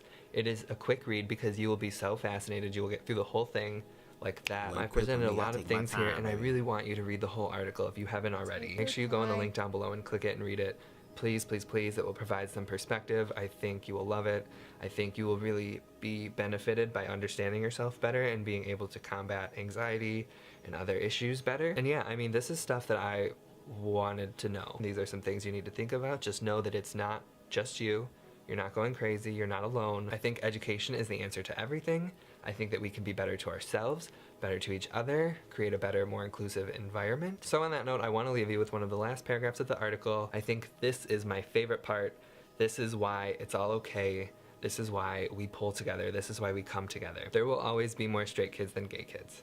We will always be isolated among them, and we will always, on some level, grow up alone in our families, in our schools, and our towns. But perhaps that's not all bad. Our distance from the mainstream may be the source of some of what ails us, but is also the source of our wit, our resilience, our empathy, our superior talents for dressing and dancing and karaoke. We have to recognize that as we fight for better laws and better environments, and as we figure out how to be better to each other. I immediately read this article and I posted that last passage as the quote on Facebook, and I shared it. Got like 35 likes. I was like, ooh, everybody likes this article. I tweeted it. I sent it out in text. I was like, read this. You have to read this. So naturally, I was like, I have to tell my internet friends, because so many of them are gay or have gay friends. I mean, I have tons of gay friends, and I'm sure plenty of you guys have tons of gay friends too. So to be able to better understand them, or maybe better, when they're down, what perspective are they coming from? It's just a really good chance to stand in a different pair of shoes and just kind of examine either how you are or how some other marginalized group is. And there are so many of these things that I think would be beneficial knowing at like 15. And if you can find it out there on YouTube, then I think that's great. And if I can help lead you to this article that I think is great, so that you can learn something from someone who's much more well-worded, better worded, a different art form than I do, then that's good. That's what I want to do. I literally followed him on Twitter. I'm going to read everything he writes.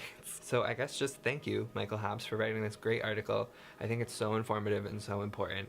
And so many people just need this information that they kind of know already, just like slapped out in their face, big and bold. These are the stats. This is how it is. Like, just understand this. Thank you for being here.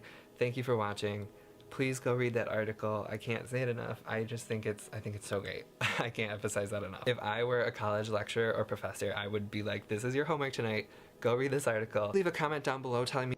Okay, and make sure y'all go ahead and subscribe to his channel. Let me get y'all comments before we get up out of here, because I'm pretty sure y'all heard my stomach growl. I ain't eating nothing yet.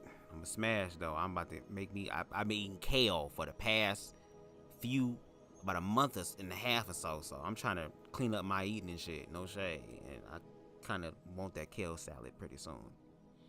But let me look. Ron says, until this day, I blame the church for this, on why most queer people continue to feel insecure, unworthy toward being their true selves because of the stigma the church put upon us, especially in the black community. You're absolutely right.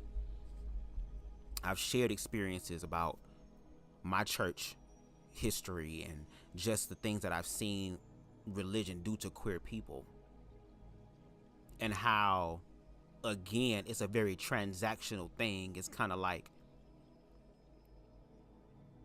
we'll exchange your gifts, your time, your talent, your tithes, a lot of things that you can't really get back, in exchange for tolerating you, because we benefit from it. And just like from that X-Men 97 show, there was a quote where at the end the dude said, tolerance is like is extinction. If we tolerate y'all, we go into extinction. And we understand that queer people are tolerated. Even when I was on a certain platform, and like I said, I'm gonna always talk my shit until people do their homework, because just like a pregnant elephant, I will never forget. Okay? Told me and the queer community that they're just tolerating us, and that if they're going to fully tolerate us, they have to benefit, and as we understand, benefit from our stuff more than us. Meanwhile, all they give us in return is tolerance.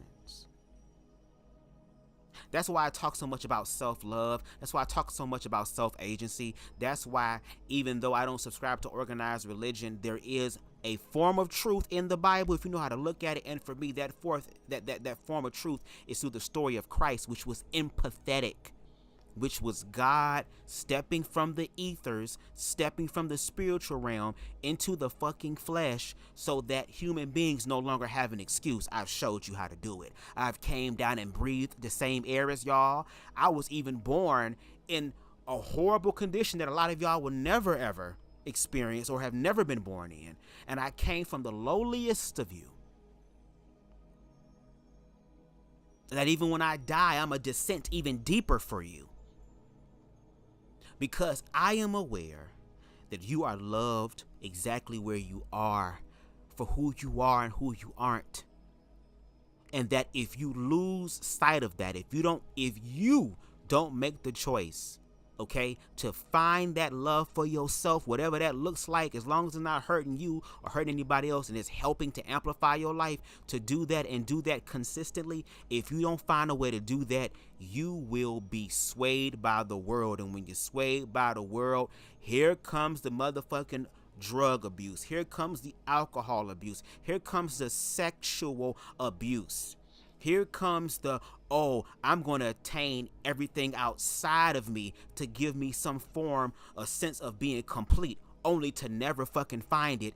And to also do that in a system who is okay with you doing all of that and is willing to profit from it. And better yet, take that same fucking blueprint and apply it over everybody.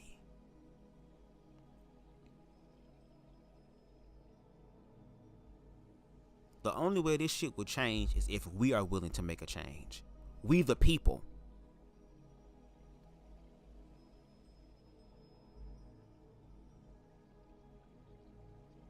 And we've been the people and had this whole cycle happen. I'm ready for something different. And with it being the age of Aquarius and the old world falling apart, we are at a crossroads now. Especially in the information age, where it says my people my people perish for the lack of knowledge. Now you ain't got no excuse or no reason to lack. But it's about what you put your mind to. And if I grew up not having any form of self-love in my damn life, being told that who I am, and I don't even know what the fuck the totality is that is, but according to these people outside of me who are older than me, who've been here longer than me, are telling me that who I am, or the expression that feels natural innately to me, is something evil, to where God despises it. And if God despises it, I despise it.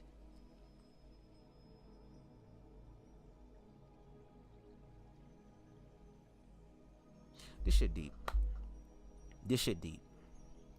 I'm telling y'all better start rolling the hell up. Y'all think I'm playing, baby. There's a reason why weed is legal, baby. I would prefer for motherfuckers to smoke hella weed, some good sativa or something. Let's sit down and talk. Only thing mother marijuana gonna do for your ass is open yourself up to the possibility of healing. Because when I had my experience with mother marijuana in the form of that strong ass 500 milligram edible that my ass ate a little bit too much of, and I experienced hell manifesting in all of my 5 senses along with the 6th sense that I've never experienced, girl, I'm like, the church ain't never prepared me for this. My pastor ain't never prepared me for this. None of the motherfucking scriptures that I heard in my church history has prepared me for this moment to where I can't escape it. I have to ride it out. Because with edibles, baby, you can't, when you smoke weed, you can blow your high. You be ready to fight and shit, yes. But when it come down to edible, you got to ride that thing, and whatever it shows you, you got to get through it. And so many dark thoughts came across my damn mind that I've never thought before, but that was just a spiritual way of being shown where I was mentally, because I didn't love myself. Because the only way that I could love myself is if the motherfucking nigga that I gave my body to, and I gave this dick to, and I gave this energy to, and I done spent money on, and all this shit, was afraid to give that back to me because they thought I was going to hurt them. Because they felt like they weren't worthy.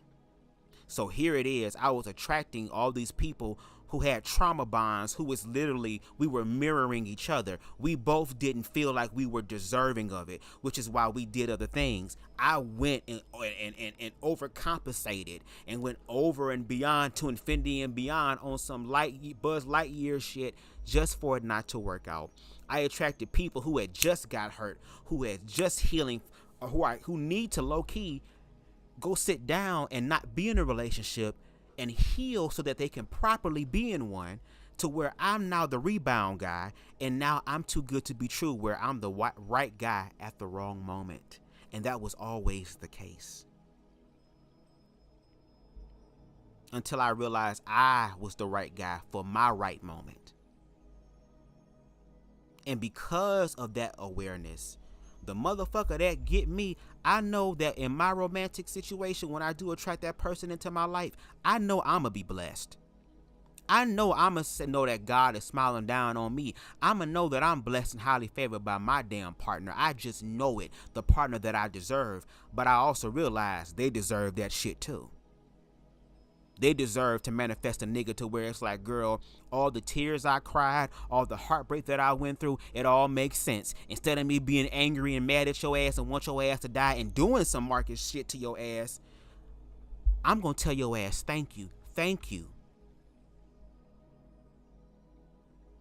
for cheating on me. Thank you for not choosing me, because if that wasn't the case, I wouldn't have attracted an angel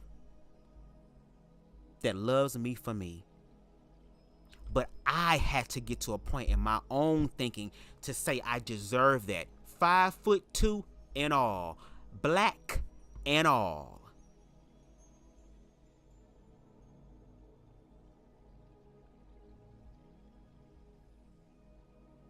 Because at the end of the day, it's about your energy.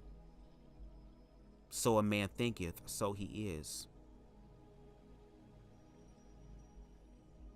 Or like my father says a lot, what the mind conceives and the heart believes, the hand will achieve. And that's both consciously and subconsciously. The universe has no judgment of character of what's going on. He's really crying and he's really praying and wants this to happen. No, it responds to energy. God, source, universe, consciousness, and a wise mystic said this, knows only two words. That's yes and amen. It is acknowledged and it is given. And every thought that we think about manifests in a different realm. Y'all ever seen that movie, Everything, Everywhere, All at Once? I think it was called, with Michelle Yeoh. I think that's her name. I hope I pronounced it right. Shout out to her. She's amazing. She did really good a job in that movie. But how there were infinite timelines with a bunch of weird shit happening, that is a possibility. It's about what you put your energy and attention to. If you continue to put your energy into fear, into ignorance, you're going to manifest the hell that you so desperately are scared of receiving. But if you take that same thought process and put that into something that you want, something that you love, something that you do deserve, you will get that. That's why, again, emotional awareness for real is imperative and important in order to be a deliberate co-creator. But for us as men, and in this context, black men, regardless of it being hetero or queer, because we are taught that emotion is not something that a man is supposed to dwell in, supposed to explore, and the only emotion that is willing to be acknowledged is the emotion of anger and violence and things of a low vibratory state. Men unconsciously play into their own demise. Just like how my gay ass is able to still be objective enough and read an article that I'm surprised that a bunch of red pill communities have not read, because they can take some of this stuff and easily transmute that into, oh, this is a reason why y'all shouldn't be queer. Y'all queer people, y'all have more health issues. Y'all have more cardiovascular issues. You have erectile dysfunction issues. All them jokes you was talking about, blue chews and motherfucking hem pills and all that shit, BubzDaGawd, you gonna need some. What I'm telling you right now, as a 32-year-old going into 33, baby, my dick be harder than a $50 jawbreaker. And my shit curved to the left, okay? Captain Hook.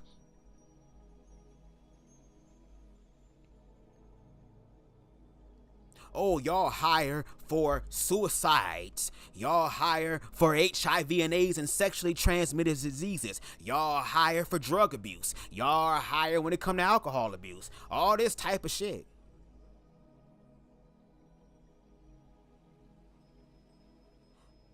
But that's why I'm so glad that there are people who are asking why, and not just asking why because it seems like the politically correct thing to do on a podcast that you don't give a fuck about as soon as you click the end live button.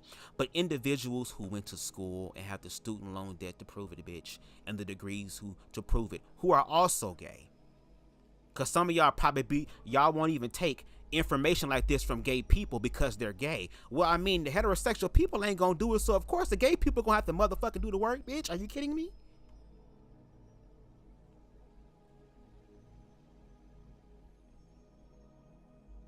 Let me get to your comments, because baby, it's so funny. I was thinking about and this is Ron saying this on his comment. I wish I can highlight it, but I can't on OBS. I was thinking about joining Grindr recently. I'm going through a 1.5-year drought, and when I do go out and give and wink and smile, the response aren't the same. Maybe I'm getting the old man treatment. Oh, wow. And I'm pretty sure a lot of us, like I said, as far as these apps, it's the easiest place to meet queer people, unless you meet them at the club, or at least you meet them at a pride event. But then it's like, where can you meet other queer people that doesn't have to revolve around a fucking holiday or revolve around a dimly lit nightclub where there's alcohol involved and shit? Where are the but here's the thing though, there are events, and I'm holding queer community accountable for this. there are gay organizations like the organization that I'm volunteering with, entitled LGBT Detroit, which was the first and longest running black queer nonprofit organization. Shout out to them. Who create all type of events and stuff like that caters to the queer community, for the queer people to meet other people instead of meeting them at the motherfucking club when your ass drunk. Because when you drunk, you either want to do two things. You either want to fight or you want to fuck. And we see what the hell happens at the club, especially afterwards. But in a place that is different, a place that is more personable, a place that is more vulnerable. And when they have these events and stuff, it barely be people in there. Let's bring up the gay pride situation, and I've said this multiple times. Yes, we going to the gay pride because, baby, it's going to be some fine motherfuckers there. It's just like the gay Freaknik, bitch. Let's be real, baby. If we going to play this game about sex, girl, include everybody. Don't act like you holier than thou. Because some of you holier than thou hoes are hoes that are holier than thou. That suck blessed dick. Ah. But at these pride parades, at these pride events, there are things put in place that help the community, and 9 times out of 10 help the motherfucking community for free. Like, there are free HIV testing places, and meanwhile people are afraid to get tested to know their damn status. And they even have organizations here, like here in Detroit. There's something called What's Up from Wayne State, where they send out free HIV home testing kits and complimentary condoms and lube like that, which I took my test about a month ago and I'm HIV negative. But even if I was positive, I would still want to know my status and still be able to face the stigma, because I ended up doing a gig about a year and a half, 2 years ago, where I had to record at this HIV and AIDS awareness gala, where there were people there who contracted HIV during the 90s in its inception that are still here today and living their best life. And I'm talking about people who, the 90s. This is 20 plus years. And that there are people who have just discovered they're HIV positive, who could have went to these events and to be able to say there is hope.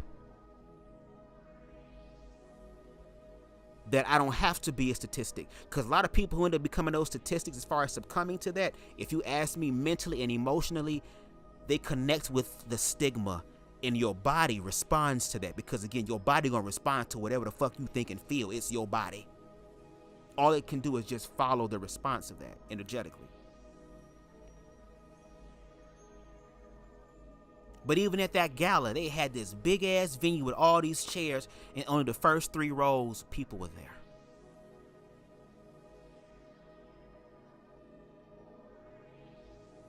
Or at the pride events, they'll have workshops to be able to deal with queerphobia, homophobia, things to help make your quality of life better outside the motherfucking club, off the motherfucking apps, outside the dick appointments. And again, it barely be people in the building when these people are offering something that is free, that will benefit your ass in the long run. But you find out that Kyle Levine is coming to White Star. You find out that goddamn Hot Rod is coming to GG's. You finding out that goddamn what's some other damn porn star shit, Captain Hook is coming to damn Minjo's.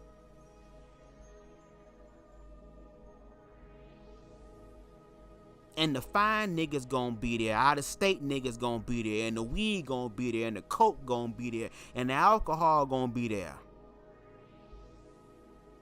You stress the fuck out from work, you stress the fuck out from your own life and shit. So now here you come on the weekend, especially on the Saturdays, because that's the day it really be popping, bitch. On a Saturday, to where it be completely packed, to where damn near the fucking fire department gotta come through on some shit. just for people to get drunk, get high, and to unload and release all their stress. And then look at the situations that manifest. But then we also have alternative ways to deal with our stress as well, that if you got to bust a nut, why not do it in the realm of what is known as sexual meditation or sexual magic, where if you're going to bust a nut to a goal that you want. Oh, I want to manifest getting these many clients by the end of the month. Oh, I really want to pass this test with an A+.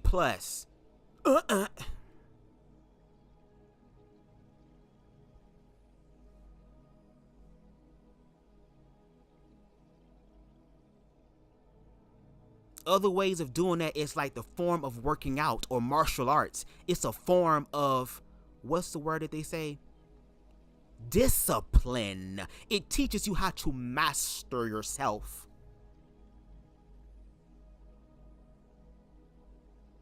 Therapy is very good. Especially for black people, therapy don't mean that you crazy. You crazy if you don't get therapy. You crazy if you don't have no form of self-love or an anchor in self-love, a foundation in self-love, and you allow yourself to go down the fucking rabbit hole of bullshit, i.e. Marcus motherfucking Johnson. I.e. Jeffrey motherfucking Dahmer.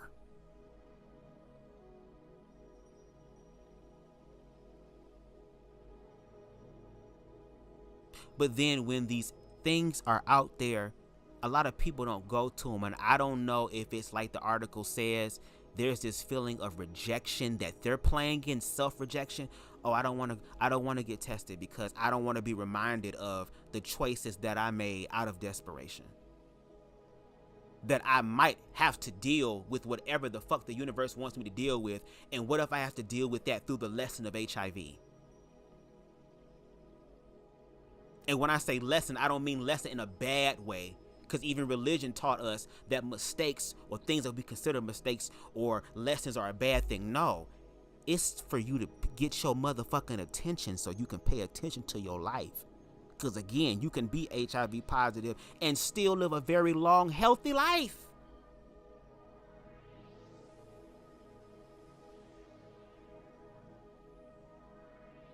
And because a lot of us in the queer community are ignorant, and again, we trying to find some sort of social equity or desirability, just like they do on BGO, they'll do all type of health reads until it's their ass that now has to go under the microscope. Do you see how toxic a lot of this shit can be? But then, of course, people outside of us will just say, well, that's just what gay people do. No, this is what hurt people do. Because if we see what hurt people do, a lot of that shit happen in your motherfucking community. Heterosexual people as far as the majority. And if we're going to play that game, the queer people have to learn the shit somewhere. Because like I said in the article, a lot of queer people, and even myself included, that I'm learning how to unlearn, is following heteronormatives. Because just like they said, as far as feminine men being bottoms, that was one of the reasons why I'm attracted to feminine men. And I have come across feminine men who are strict tops. I'd be mad as fuck. Because I'm a top because I know what I like. I try bottom and I've done it more times than I desire, baby. It's just not my ministry, okay? I ain't got to do shit 4, 5, 6, 7, 8 times, girl. Sometimes you learn from the first time.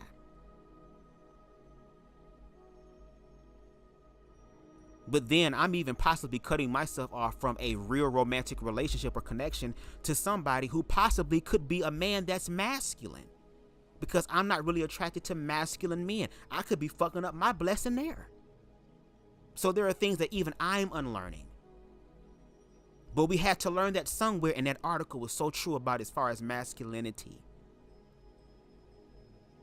And I don't know if a lot of gay men want to tap into that masculinity or deal with trade because it is something that is seen as taboo because, again, you're told you can never be that. or be connected to that. So in that instance, you'll be able to connect it. And when it come down to the realm of sex, baby, niggas want to bust a nut, and they'll sit there and be submissive sometimes too, to where even the person they're having sex with feels like they're in a form of control, which is why they want to always have sex, because there's a form of control there. I get to dominate you. And there are some people who want to be taken advantage of. And no shade, there are some moments where that type of thing can be good.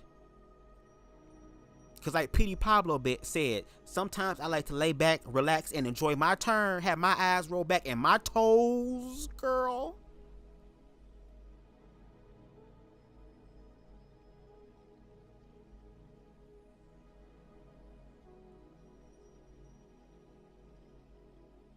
And a lot of us in the queer community, and just to be honest, just as far as humanity, are not very aware to have sex in a very conscious way. Because when you're having conscious sex, first of all, you're respectful to your partner.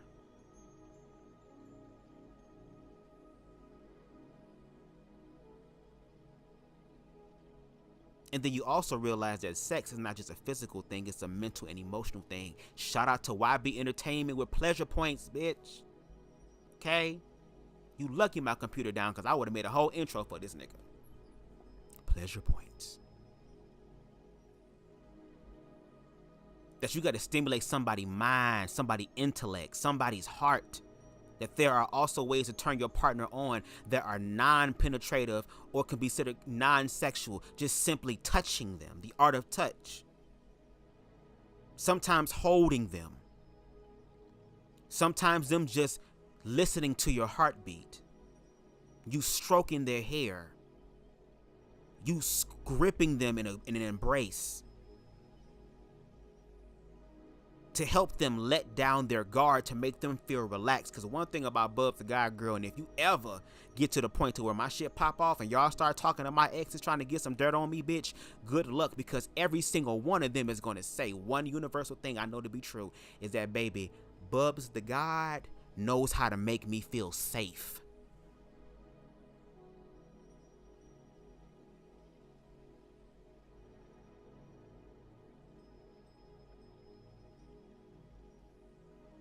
That BubzDaGawd makes me feel secure. And I'm a whole goddamn leprechaun. How? How? It's my energy. And let me tell you something, when you sit around about to get an old man treatment, you're not, look, you are as old as how you feel.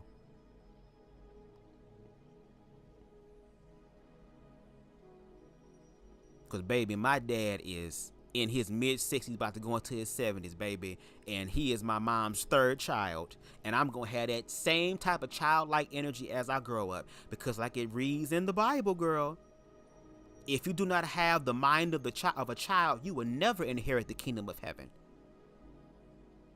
And the way I interpret that is, as long as if you don't stay in touch with the kid inside, the kid that came fresh from God, fresh from source, if you don't remember and stay attuned to that connection that will never leave you nor forsake you, that pure innocent part of you in your energy and your spirit, it don't matter what life throw at you, baby, you're gonna age gracefully. There are some people who age like wine, like Angela Bassett, and then there are people who age like spoiled milk, like Caitlyn Jenner. Okay?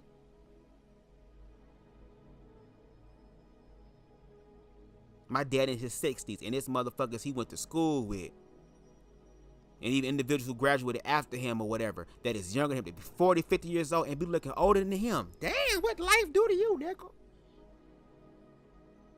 Ryan also says, but then friends of mine tell me stories of bad experiences they've had on Grindr. Like, yeah, like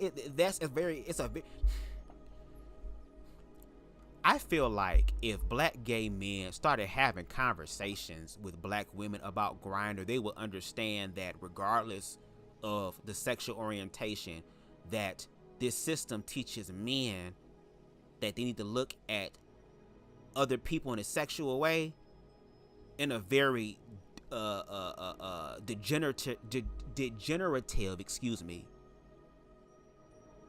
and demeaning way, which is to look at them like a piece of meat.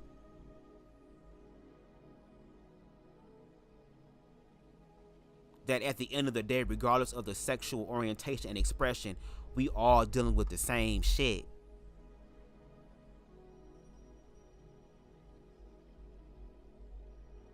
Because even with me and my whole grinder and jacked experiences, especially when I went through my ego death in 2018, and of course, like you said, your body getting snatched and you putting shit up, everybody in your shit, and like you said, yeah, the attention is nice because you want to be desired, but then you realize you're being desired for only one thing, and that's very shallow. And there are some people who say that's enough for me.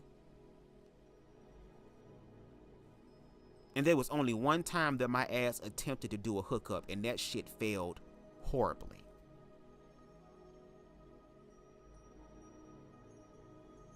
And then for the individuals like myself who I used to call myself a hopeless romantic, but I'm a hopeful romantic. You then ask, well, what do you do about the romantic people in the world that want something? I want to say, keep loving, keep living, and keep bettering yourself. Because men will lie, but energy don't.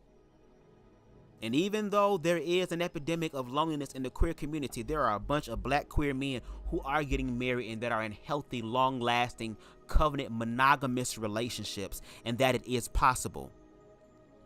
There's a YouTube couple by the name of I forgot their real names. One of them name is Carlos, and I met him through Sarkaz's channel, but they're called the Real House Husbands of New York. And the thing about that that's interesting is that there is an age gap between them, because I think the individual is in his mid-40s and his partner's like in his mid-20s, close to early 30s. And they have a child and everything, but they're conscious and they have conversations. And yeah, they're not perfect. Nobody is. But damn it, I love you. And I don't want to mess up anything that I have with you, which means that I'm going to love myself and be more aware of myself so I don't put myself in situations to fuck shit up.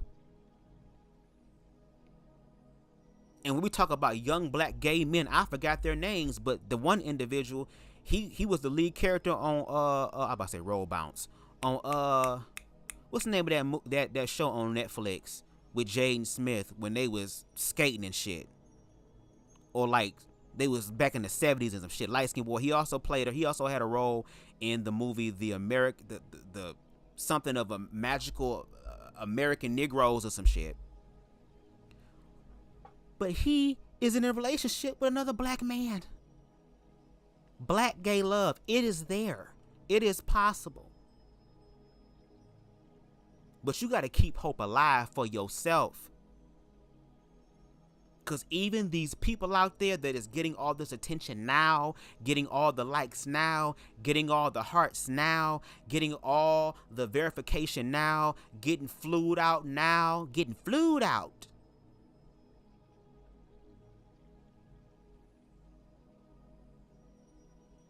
the money now, getting the cars now, getting all this shit now.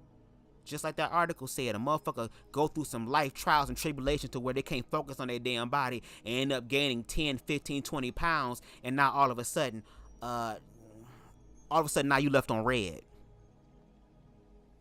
All of a sudden that bank account being left on red, as far as red in the negative.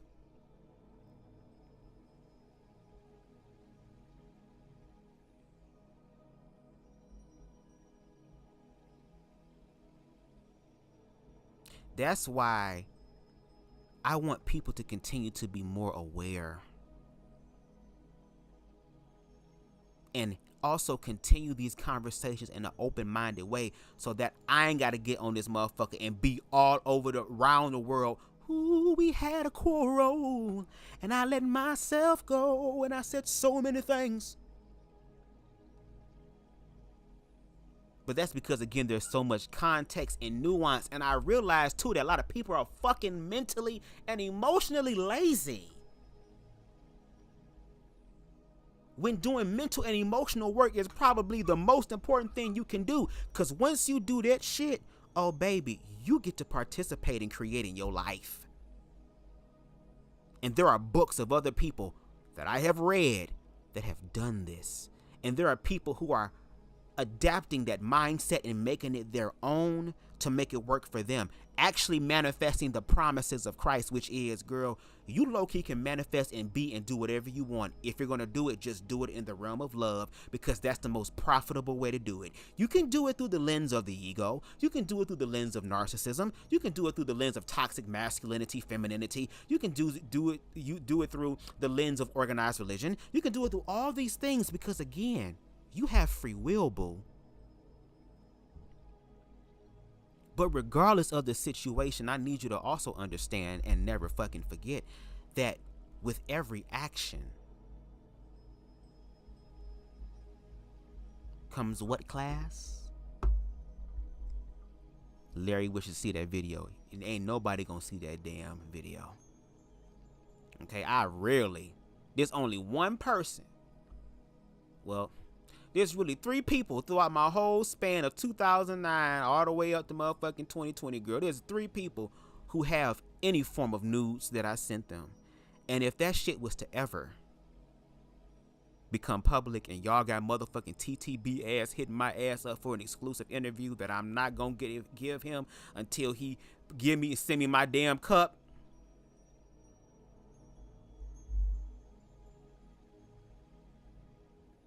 y'all ain't finna have my business out there, girl, because I'm going to read everybody. And then I'm going to light a candle, bitch. And let the ethers figure your ass out, bitch. And no, it's not. I'm not on a vegan diet. I'm just trying to clean up my eating. And also, too, I'm eating a lot more kale and, like, beans and stuff. Like, black beans, navy beans. I love chickpeas. Like, I'll make a salad or something. I kind of spice it up with different things sometimes, but because I want to introduce more fiber into my damn diet, baby, because I don't know if y'all noticed this, but there's a lot of stomach issues and problems that have just came out of nowhere, and I feel like it came after the lockdown, because again, everybody was getting DoorDash, and we find out a lot of this food is fake food. They got all these different type of bioengineered products in them that fuck your system up, and microplastics and stuff, and the nigga was feeling bloated and shit. I was laying down and things was feeling all type of weird and stuff. I was all sluggish and shit. Ever since I really started eating more kale and started eating healthier, I've had more energy. I don't feel bloated, and a nigga is regular. Okay? Amen. If I was a bottom, baby, the nigga that would top, if I was, would be very happy. Like, oh, wow, you stay ready. If you stay ready, you ain't got to get ready. Queen Stevie says, sometimes we feel a sense of emotions and hopelessness when we have no one special to hold or have that soul connection with. Hell yeah, I understand. Like I said, back in my motherfucking hopeless romantic era, I see a part of me is trying to figure out. I think what I'm going to start doing too is I'm going to start going back to my old YouTube channel, because all my videos on my old YouTube channel is private. I think what I'm going to do is I'm going to start downloading them and then uploading them to my channel so y'all can kind of see where I came from. But baby, when you talk about being in your feelings, I was the type of nigga, girl, that would lay in my bed, and I wasn't smoking weed nothing before then. This was just straight edge. Okay? No shade. I would lay in my bed and play a bunch of sad romantic music, and one of my songs that I would play all the time was called Feelings by Flowetry, and I would sit up there and just listen and get in my damn feelings and shit, because you desire to have someone connect with you in that way. And again, as a queer person, I didn't have the ability to actually start being in relationships and dating and all this stuff until I was 18 years old in my first ever relationship. I didn't have the privilege like my heterosexual peers did throughout elementary school and middle school and high school to openly date each other, to be able to go to prom and go to school dances with each other, to be able to go to over each other's houses and stuff like that, to be able to go to church together as a fucking couple and it not be an issue. So again, you got to see everybody else do that, and now you trying to do some shit that you should have been doing as far as your social development as a child all the way up, like everybody else, that now you got to start doing as an adult. Like you on some Michael Jackson, don't you climb trees shit? And I ain't talking about the child abuse part, because he was acquitted of all those things. Okay? Not guilty. And came out they was lying on him. You get your ass stumped out by motherfucking Michael Jackson, bitch. No shade. I'm an MJ stan. Whoop your ass. while Thriller playing. So at that time, I just wanted someone to connect with, and it didn't even have to be just on a sexual thing. Sometimes I would just want to cuddle. Sometimes I might want a cake and shit. Sometimes I might want to do some heavy petting. Sometimes I might want a little bit of head. Sometimes I might want some what I would consider intimate things. I'm the type of nigga to where it's like, I'm cool. We could be laying up in the bed watching a series of anime or some shit like that, while I'm rubbing on your booty or something. I'm cool with that.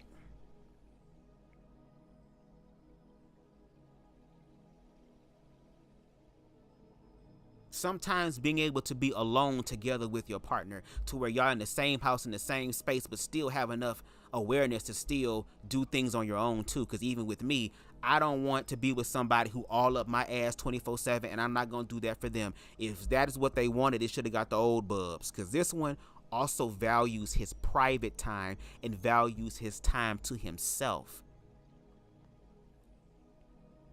Which is why, no shade, there are people even now that's in my inner circle who call me, and sometimes I don't respond, not because, oh, I hate you as an issue or problem, but sometimes I'm doing stuff for me and you just gonna have to wait. Now if it's an emergency or something, hell yeah, what's up? That's sacrifice. But as far as my own personal time, especially where I am in my life, growing in my solitude and starting to hear my own voice, I have no problem protecting my peace and saying you're gonna have to wait. My partner gonna have to do the same thing. Are there gonna be times we're gonna be together? Hell yeah, we gonna call that shit recharge sessions. Because the way I envision is that I'm gonna be doing my thing with my projects and the works that I'm planning to manifest. They work on theirs.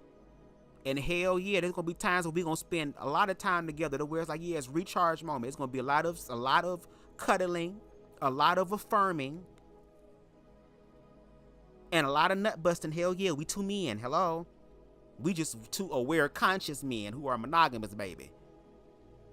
I'd rather be with you, yeah.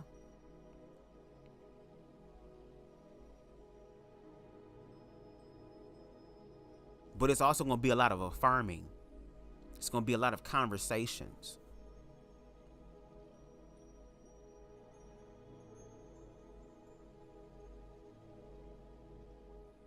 It's going to be a lot of listening. And I know in my experiences, it's going to be a lot of purging as far as emotions. Because I'm already an emotional nigga. I just accept that. I cry during movies now. It be some shit on damn Instagram that'll make me tear up. And I don't give a damn. You can call me what you want. I'll cuss you out while I'm laughing. I'm crying, bitch. While I'm crying. Because I also understand that people who cry are really the strongest ones because they allow themselves to be in the present moment. Something a lot of people who claim to be strong and stoic can't even fucking do without making that shit gay when it's a part of the human process. That's how you get rid of stored energy in your fucking body. Or as a wise mystic once said, crying is the soul's way of throwing up. Getting all that spiritual debris out of you. Or as some religious people say, according to whoever's directing the choir with their gay ass, enlarging your territory.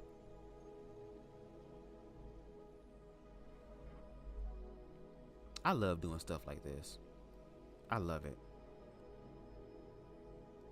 Spicy says, my uncle found out he was positive back in the 90s. He's still doing great, thankfully. Exactly. And even me, I've dated people who were positive. One of the relationships I was in 2011 wasn't with an individual who was positive. And I ain't gonna hold you. I'm gonna be honest with you. When he first, and he was honest about it, which I appreciate. He told me off rip, I'm HIV positive. And a part of me at that moment was at a crossroads. I could have allowed the fear of that to prevent me from getting to know him as a person. Because I don't know if I told y'all, when I was younger and I found out I was gay, the main thing I kept hearing was HIV and AIDS. And I saw a documentary about HIV and AIDS, and somehow the patients looked it scared me. And I also was afraid of Michael Jackson's Thriller, and some of the people in the documentary, because of how extreme it was very lethargic and very sunken in to where their eyes were big. So I was scared to where I was like, oh my God, I'm going to have AIDS. I'm talking about, I was so traumatized by that to where whenever I heard the song Lean on Me by Kurt Franklin, and Mary J. Blige started talking about that little boy who had AIDS and stuff, I thought it was me. I got scared of the motherfucker. I started crying and shit. I didn't want to hear the song. It was one time that I was going with my grandparents, my mother's parents, to Hilton Head, South Carolina. I think it's in South Carolina, for a timeshare. And I was so, I think I had watched a documentary before that I actually went down there. Baby, I couldn't even eat. I would chew food and then spit it out in a napkin. I couldn't swallow. I was so traumatized. And I can't tell my parents about this. What you afraid of?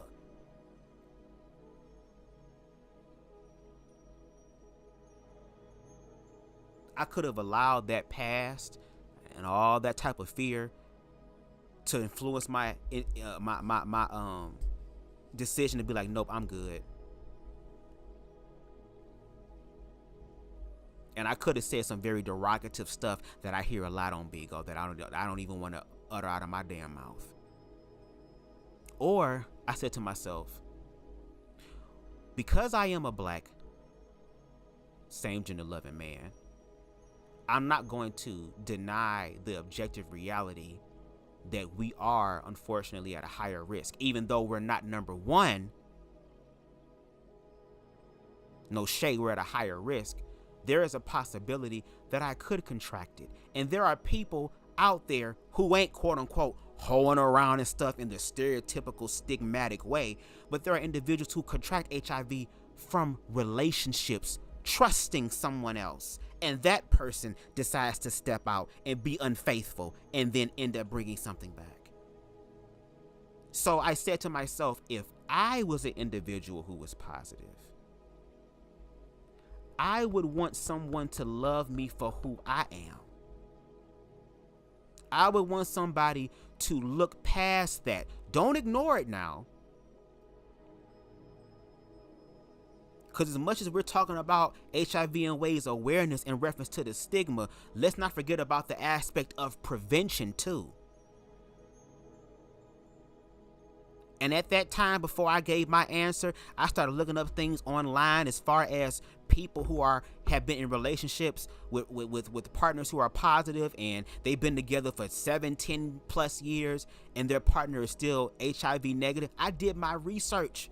All the fear, I could have allowed that fear to literally control what I thought was the case. But I said, no, let me go ahead and be empathetic and see for myself. And I said, yeah, I would date you.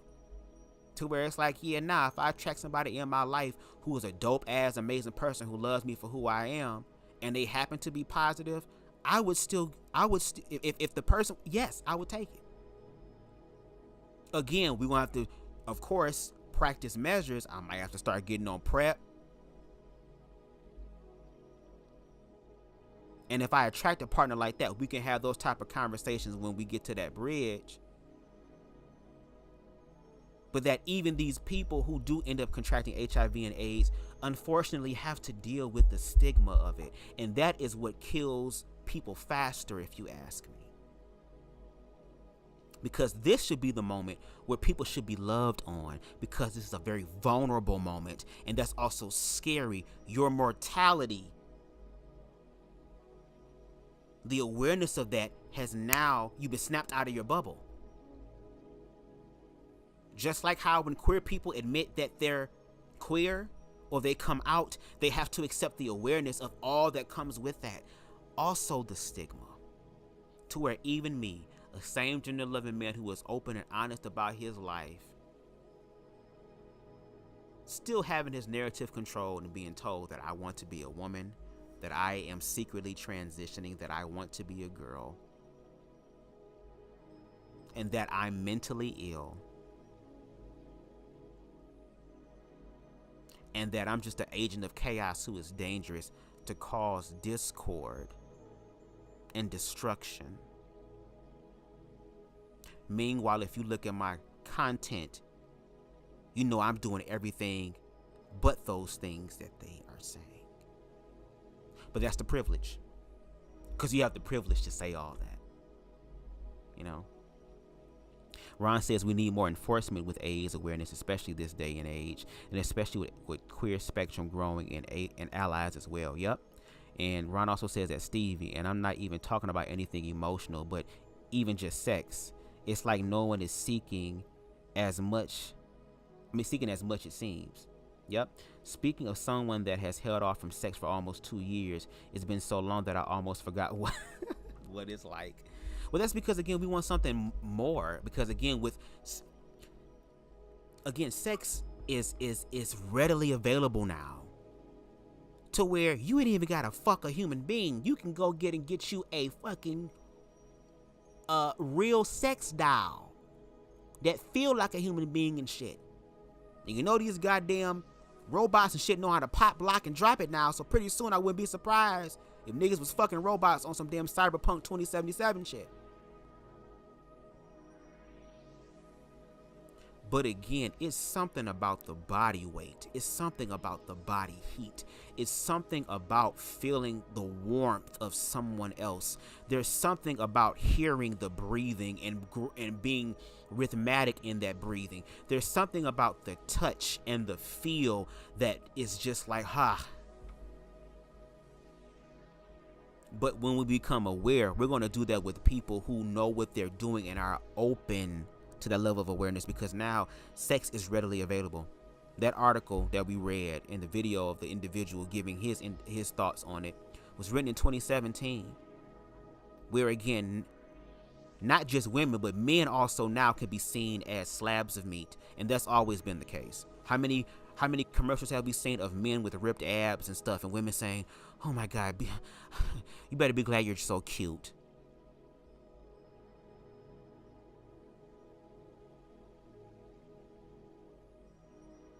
And then we do that sexual stuff in the most demeaning of ways to each other.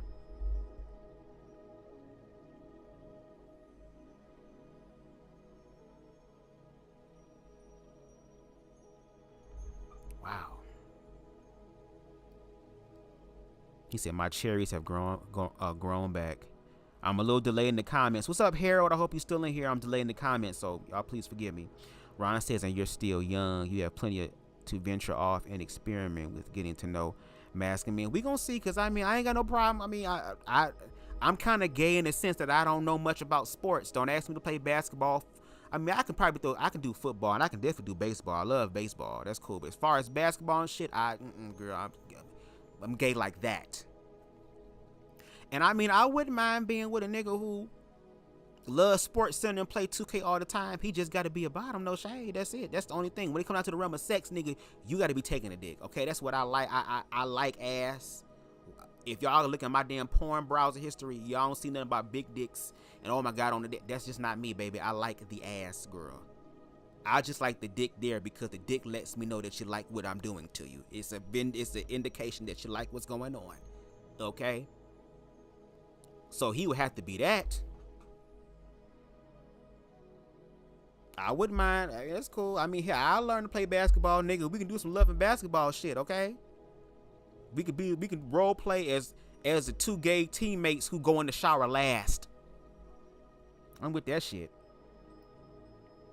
I'm probably coming on in the tail end, but I'm here. Yeah, you're gonna have to kind of go back and get into like the actual context of what we talked about, which was really good. Like if you haven't gone back yet, Harold, this is gonna be a good one, because baby, the article that I read broke shit down where it's like, this is what I'm talking about. This is stuff that I love. Like, I don't want to sit up here and feel like we stuck. We only stuck if we believe we stuck. And if we keep believing ignorant ass people to have the motherfucking truth and the way, even though they struggling to find a way in their own life, girl, this is the time for you to find out who you are. So that article broke everything down in reference to why there is an epidemic of loneliness among gay men, instead of just using it as a fucking talking point in arguments against queer people. And then if we play that game, girl, y'all heterosexual people will always hold the crown for fuck shit more so than queer people do, as far as the sexual aspect is concerned. It's to the point to where you trying to get gay niggas to like pussy and get gay women to like dick. Come on now. Who's really converting?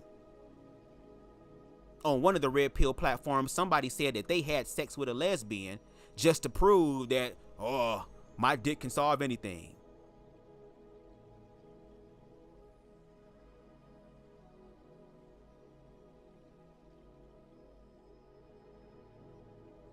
Even though their hairline look like a bushy vagina.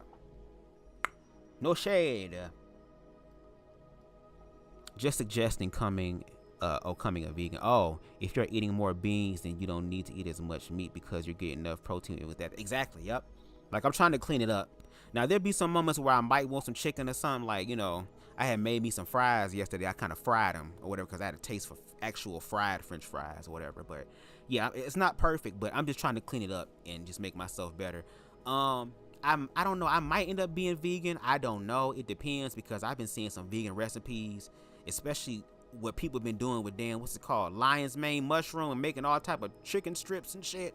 Let me find out that shit good. That's cool. And plus the health benefits are amazing. And I think we can all benefit from eating more fruits and more vegetables. Because the shit that we eat on a regular basis as far as fast food has so many different shit in it. I remember when I used to get my hair cut, when I was going to this particular barbershop, there was an individual there who was a funeral director, and he even admitted, he said, nowadays we don't even need as much embalming fluid as we did before because people eating all this food that has preservatives already in it. Oh, this shit a lot. I'm an individual that like knowledge. That's why I smoke weed, girl, because I gotta slow down, baby. I talk fast and everything. Engage in conversations. Thank you. I'm going to keep it a stack. It's hard dating as a trans woman. It's hard to find someone who has a sense of open-mindedness. Not only that, but finding someone who is not going to look at me as their fetish. Oh, yeah, that part. That part. And then on top of that, when you have individuals who are openly trans attracted, like Malik Yoba, I forgot the other individuals. There was an individual who openly said that he was attracted to trans women, and his heterosexual peers judged him for that. And it's like, that's how we know that there is a phobia there, because you don't even want the people who are being oppressed to have any form of happiness, even if that is romantic happiness, even if they are doing what they're doing behind the comfort of their closed door. Just because the fact that they're with somebody trans, you automatically get to control the narrative. Not because you really know, but because you heard a bunch of ignorant ass, dumb ass motherfuckers in the comment section, girl, and what the fuck they said.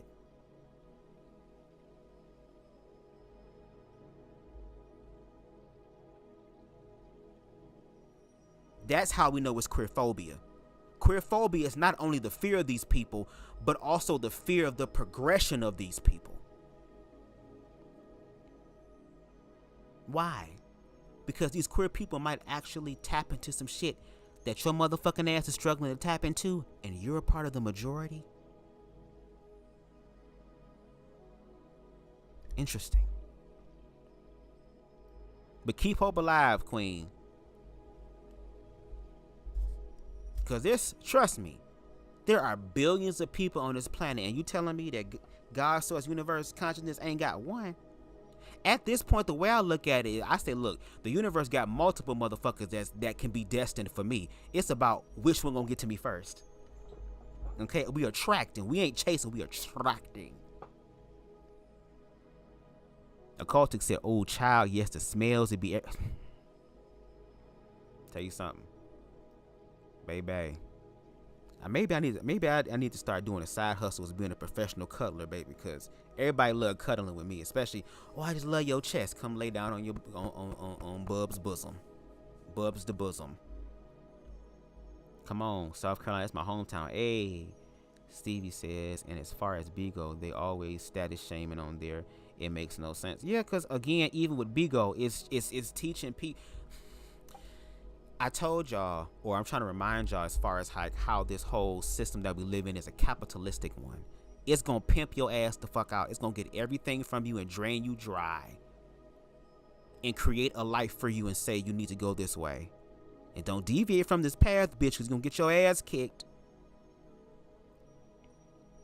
to where now even the oppressed groups of people are finding ways to profit off of their oppression. Because they'll sit up there and status shame until somebody heterosexual comes up there and status shame. Or they'll sit over there and call each other faggot and all these other derogatory terms until a heterosexual person gets on the panel and starts saying that now it's homophobia and queerphobia. That's why there needs to be a level of awareness.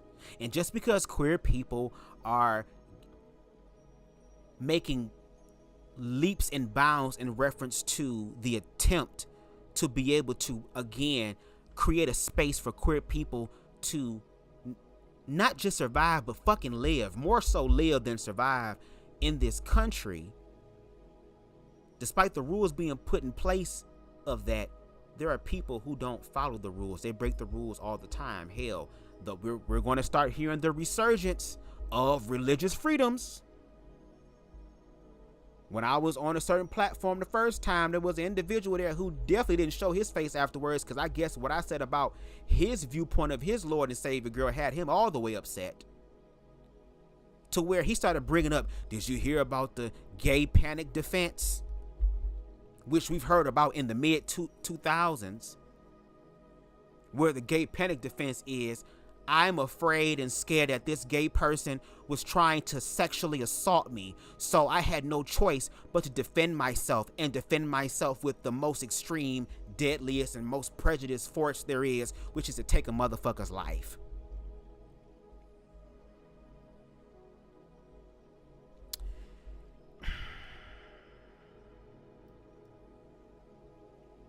Stigma, status shaming. And Justin J. King of Reeds even spoke about dating while pods. Yep. What's up, Just Patches? What's going on? Yep.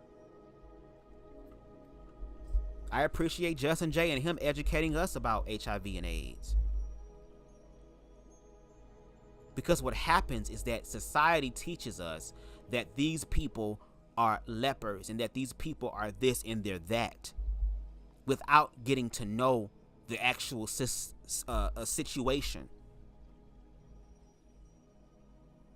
They just generalize, not understanding that the universe is like, oh, you like generalizing? Well, let's put your ass in a generalizing situation.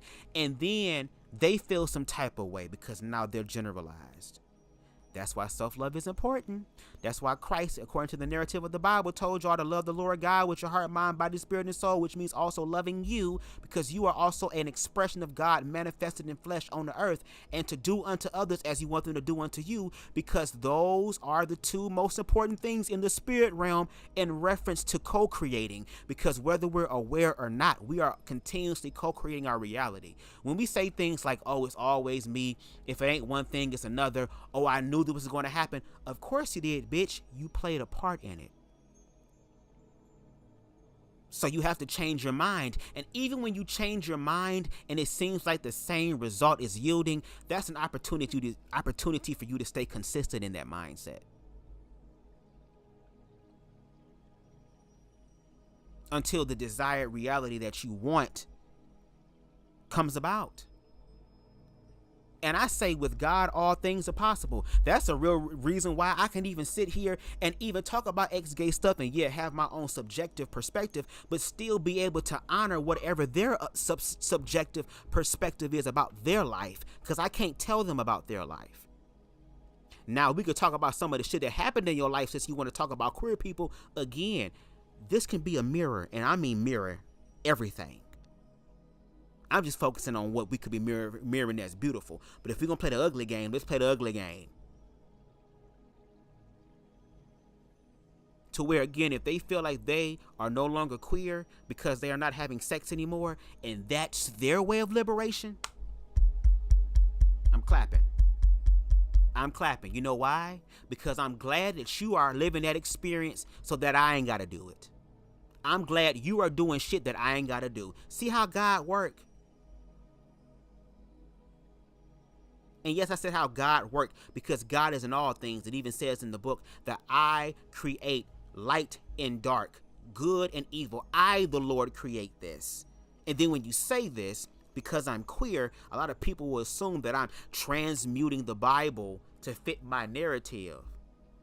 When in actuality, because I study not just some of the things in the Bible that are important, like the story and narrative of Christ, which teaches you how to have your own relationship, but then other books who have followed that same thought process and connection and awareness, who are able to speak about it from a spiritual perspective, which means that no matter where you are in life, even if you are in the darkest, deepest, nastiest, stinkiest, most grungy and drungy ass place in hell, love will meet you there. And love will always extend its hand out, despite what the hell humans might think and believe. Because unlike God, it is not man where it shall lie, because it has ego and shit. It knows what the shit is off rip.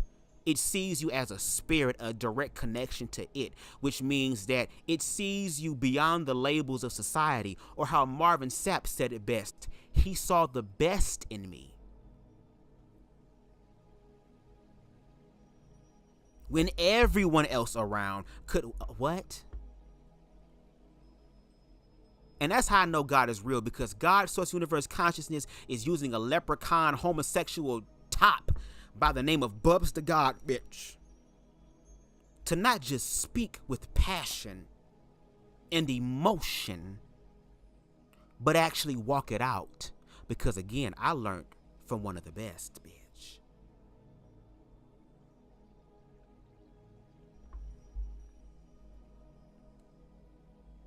They need a reality show with you in it, bud. Bubs looking for love. Hell no. Nope. Now, I wouldn't mind being on these shows as like a in-house, what they call it, peer mediator, like when they did what's that, Bad Boys Club, I think it was, with Kelvin and shit. Yeah, Bad Boys Club, and the shit with who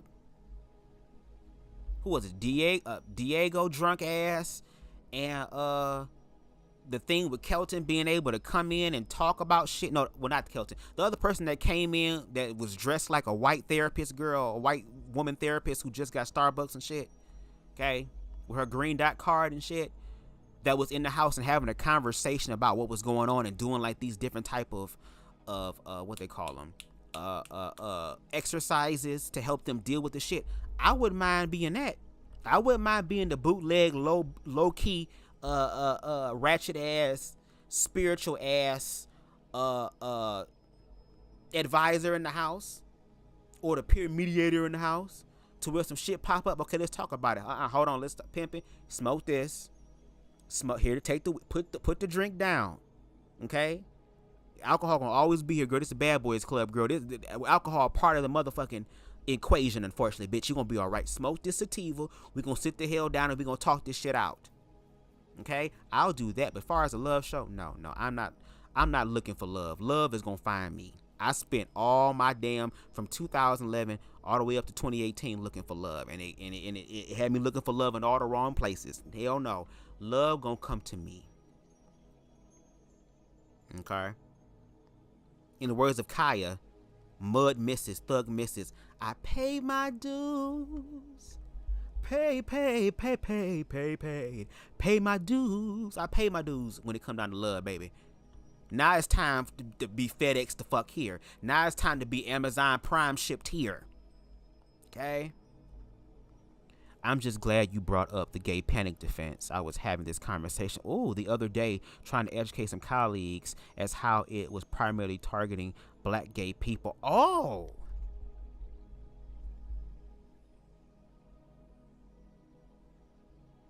And I would love to hear people's explanation of what the fuck they mean about gay panic defense. What scenario does that look like in the open day? If a gay man reaches out to shake your hand and you assume he's trying to reach out and grab your crotch, is that the moment where the gay panic defense comes into play? And let's be conspiratory for a second if we can. Or is that just another ploy and tactic to keep motherfucking niggas you was fucking with on the low in the closet, being able to silence them in a lawful way, because the only way I can think of a gay panic defense is after you done fucked and busted a nut and had post-nut clarity, and now there's a possibility your truth getting out. So to protect yourself, you can kill this bitch and say that they came on to you, and you have the privilege to say, I ain't even know, and the comment sections will heavily agree with you. Maybe that could be the case. And I think that's another reason why they're trying to push queer people back in the closet, because now some of they fuck toys, you can't fuck them no more without you being connected. Because in the words of Hope Giselle, if trans women did have wombs and was able to produce children, a lot of you niggas would fall off the face of the fucking earth. Y'all already busting nut in biological women. I can only imagine the camaraderie that bio women and trans women would be able to have, girl. BABYMAMA. This goes out to all my baby mama. Fuck my baby daddy. Fuck my baby.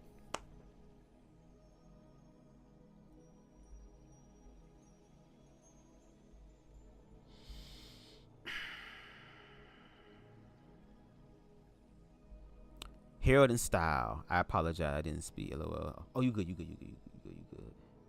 With emphasis on the top, proclaiming, but I know what I am. Let me tell you something. Like I told you, when it come down to my sexual experience, baby, the first time I was ever top, girl, was in my first relationship. Again, the longest relationship. No shade. If there was any relationship that I would ever go back to, if I had to choose from all of them, it would definitely be his ass. But now I'm thinking about it the second time, because the motherfucker was well endowed, baby. Okay? When Monique said your eyebrows was burning, I never got to that I like it now part. I don't have to get to that part. That's not my ministry. That's not my calling. People be telling me, oh, God told me to tell you that you're going to be about the Lord ain't telling me that.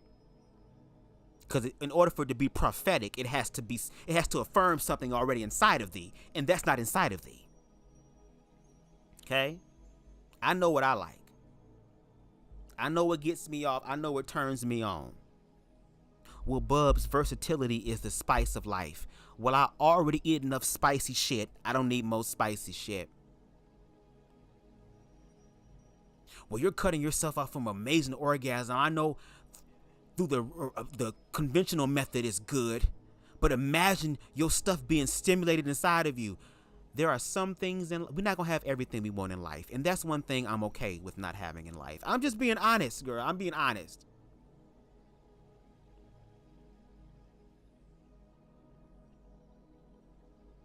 So when I say top, I mean top. I know what I like. Okay, I know what turns me on. I know what gets me going.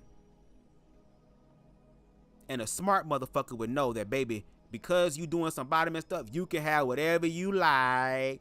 All the preparation that they have to go through to prepare, sometimes starve themselves, all this shit, baby, yes, you deserve it. The fuck? Yes. And I hate talking like this because it sounds so damn subjective, but I feed bottoms, okay?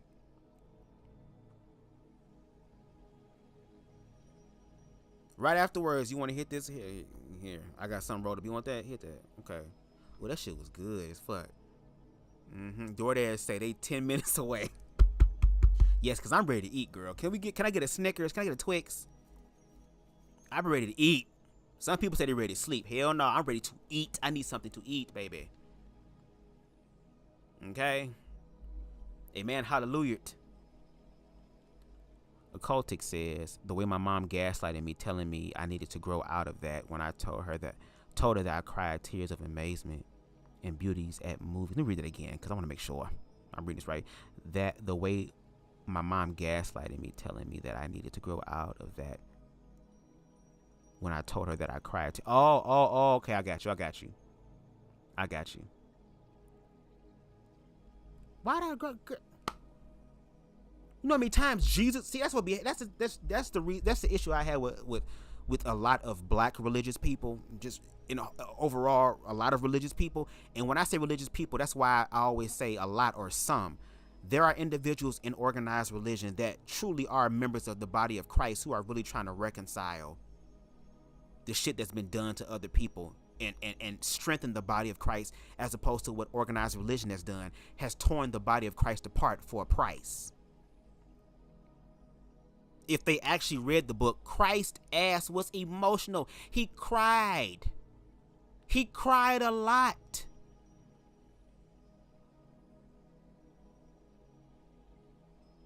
He also was confident in himself in ways that if Jesus was to do this shit today, a lot of niggas would think that Jesus was gay.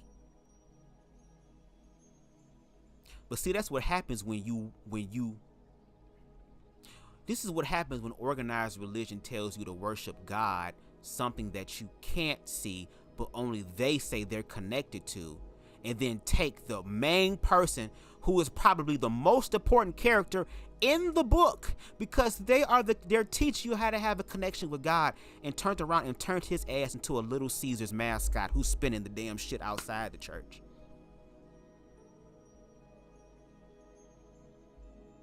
If Jesus came back right now and was doing miraculous things, raising the dead and shit, y'all wouldn't be saying hallelujah. Y'all would be saying, oh my God, the Walking Dead is real. Oh my God, the zombie apocalypse is real. Oh my God, the CDC putting that zombie outbreak shit was real. Oh my God, the Illuminati is real. Girl, that's how I feel about putting my peep into things, okay? And you say you be sleepy as fuck. Like I said, I'm hungry. I'm ready to eat. Okay? Hell no, men crying get disgusting. Looking some fan, and that's a shame. I love how motherfuckers talk about how crying be looking disgusting then, but then all of a sudden, when they manifest the lyric from damn, what's his name, that rapper? Dang, what's his name? Shit. I never seen a man cry until I seen a man die. Him. Scarface. So it's a shame your ass gotta cry tears and shit. And they're not tears of joy. They're not tears of peace. They're not tears of gratefulness. They're tears of fear. And why are the tears of fear only seem like the only way men can cry?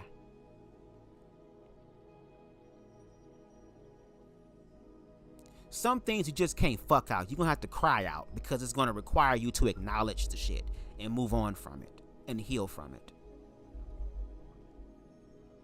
Ron says, question for educational purposes only. Even though you top, do you enjoy having your yams eaten? When I tell y'all that I am a real life top, I am. And I know some people might sit up there and say, oh, Bubs, that's hypernormative. Bitch, I know my own body. I know what I like. I know what turn me on. Now, if my nigga want to do that and it turns him on, okay, I will do it. I don't get no pleasure. The shit be ticklish. And I hear people, well, you probably ain't had it done right. If being a top is wrong, I don't want to be right. If being right means enjoying my yams getting eaten, I'd rather live a wrongdoing life. And I'm just saying, I ain't got to lie, Craig. I ain't got to lie to kick it. And I'm glad I had my bottoming experience, because I can say I at least tried it. And I do feel that people who are tops should bottom at least one time, so they know what the fuck they're putting people who bottom go through, so that you will have a greater appreciation for that person. Because some of the adult entertainment that I have seen on these interwebs, on Twitter and stuff, I'd be like, damn, I don't even want to have sex. The way y'all just be letting motherfuckers plow you down. Not even put the dick in, wait a minute, let you get accustomed and shit, make sure you good and shit. They just put it in and start ramming it in your cat. What did Alexis K. Tyler said when that woman told her, she told the story about how this woman told this boy, that nigga that she was fucking with, had this big old dick, talking about, I don't want you to rush all that dick up in me in one time. And he said, don't worry. What you mean? I know what I'm doing. I wouldn't rush all this dick up inside you. She said, okay. She laid down. The nigga rushed all that dick up inside her, jammed and rammed, and took her breath some more. I don't like that. for me. I don't like that. I want to be able to top my nigga when we fucking 40, 50, 60-year-old and there's still some grip there. I ain't got time. Cause even as I abstained from sex from a very long time. I don't have casual sex like that. When I find my partner and shit happens, nigga, like I said, I hope your body is ready. Cause I'm gonna make up for lost time, baby. I'm gonna go from 5'2" to 4'8". I'm not gonna give a fuck. Give it my all.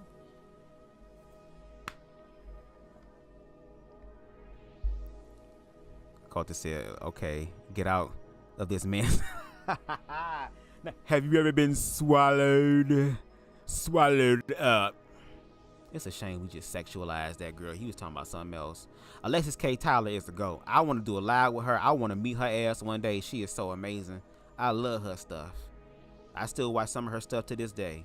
And I go back to her old stuff all the time.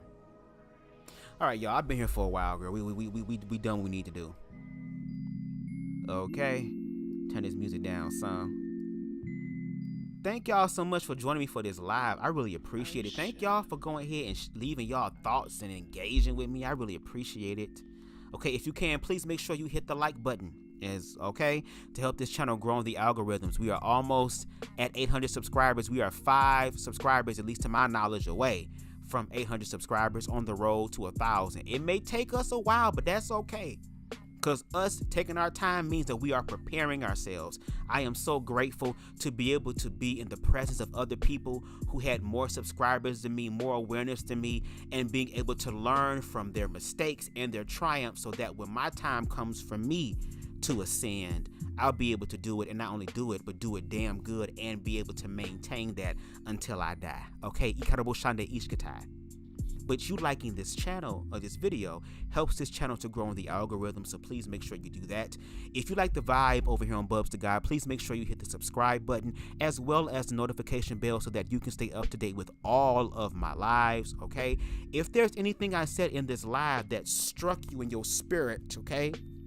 In the words of Justin J, these bullets touch and agree with your spirit and soul. If there's any that hits you, please make sure you screen record whatever segment that hits you and share it on your own social media platforms, and make sure to tag me in them as well. And let's continue these conversations. The only way we're going to be able to change things is to continue these changes off of the lives and in real life. Okay, and if you feel compelled, you can definitely hit that Cash App at the bottom of, well, it's not really on the bottom of the screen, but you can hit that Cash App. Okay, $signs BubzDaGawd. Okay, we take everything that jingles, folds, and everything in between. Okay, shout out to Queen Spicy in the building. What Harold say? All that pounding don't feel good all the time though, whether them ninjas know it or not. Baby, I like to long stroke. I like to take my time, baby. I want it to be an experience, bitch. I low-key want to have a damn experience that be so damn good. I want to be like Angela Bassett girl when she was crying and shit. I want to cry during sex, baby. That's the type of shit I want, and I manifest that, baby. Okay? When y'all be like, Buzz, why you keep getting shorter? Mind your business, okay? It's good loving, mind your business. Shout out to Queen Spicy in the building. Shout out to Harold in the building. Shout out to Occultic in the building. It's good to have you here. Shout out to Just Patches in the building. Shout out to Ron in the building. Shout out to Queen Stevie in the building. Shout out to, I'm trying to get everybody. Oh, y'all was commenting. I love it when y'all comment and engage. Okay, shout out to Deshaun in the building. Shout out to Jerson in the building. Shout out to Queen Amber in the building, making all the good food and delectables and all that type of ish. Okay, I think that was everybody. Yes, everybody, yes. Shout out to y'all. Shout out to those who were in the bushes lurking and listening. I'm glad you listened. Hope you learned something. And shout out to those in the replay gang. And until next time, everybody, y'all enjoy the rest of y'all Thursday evening. Peace.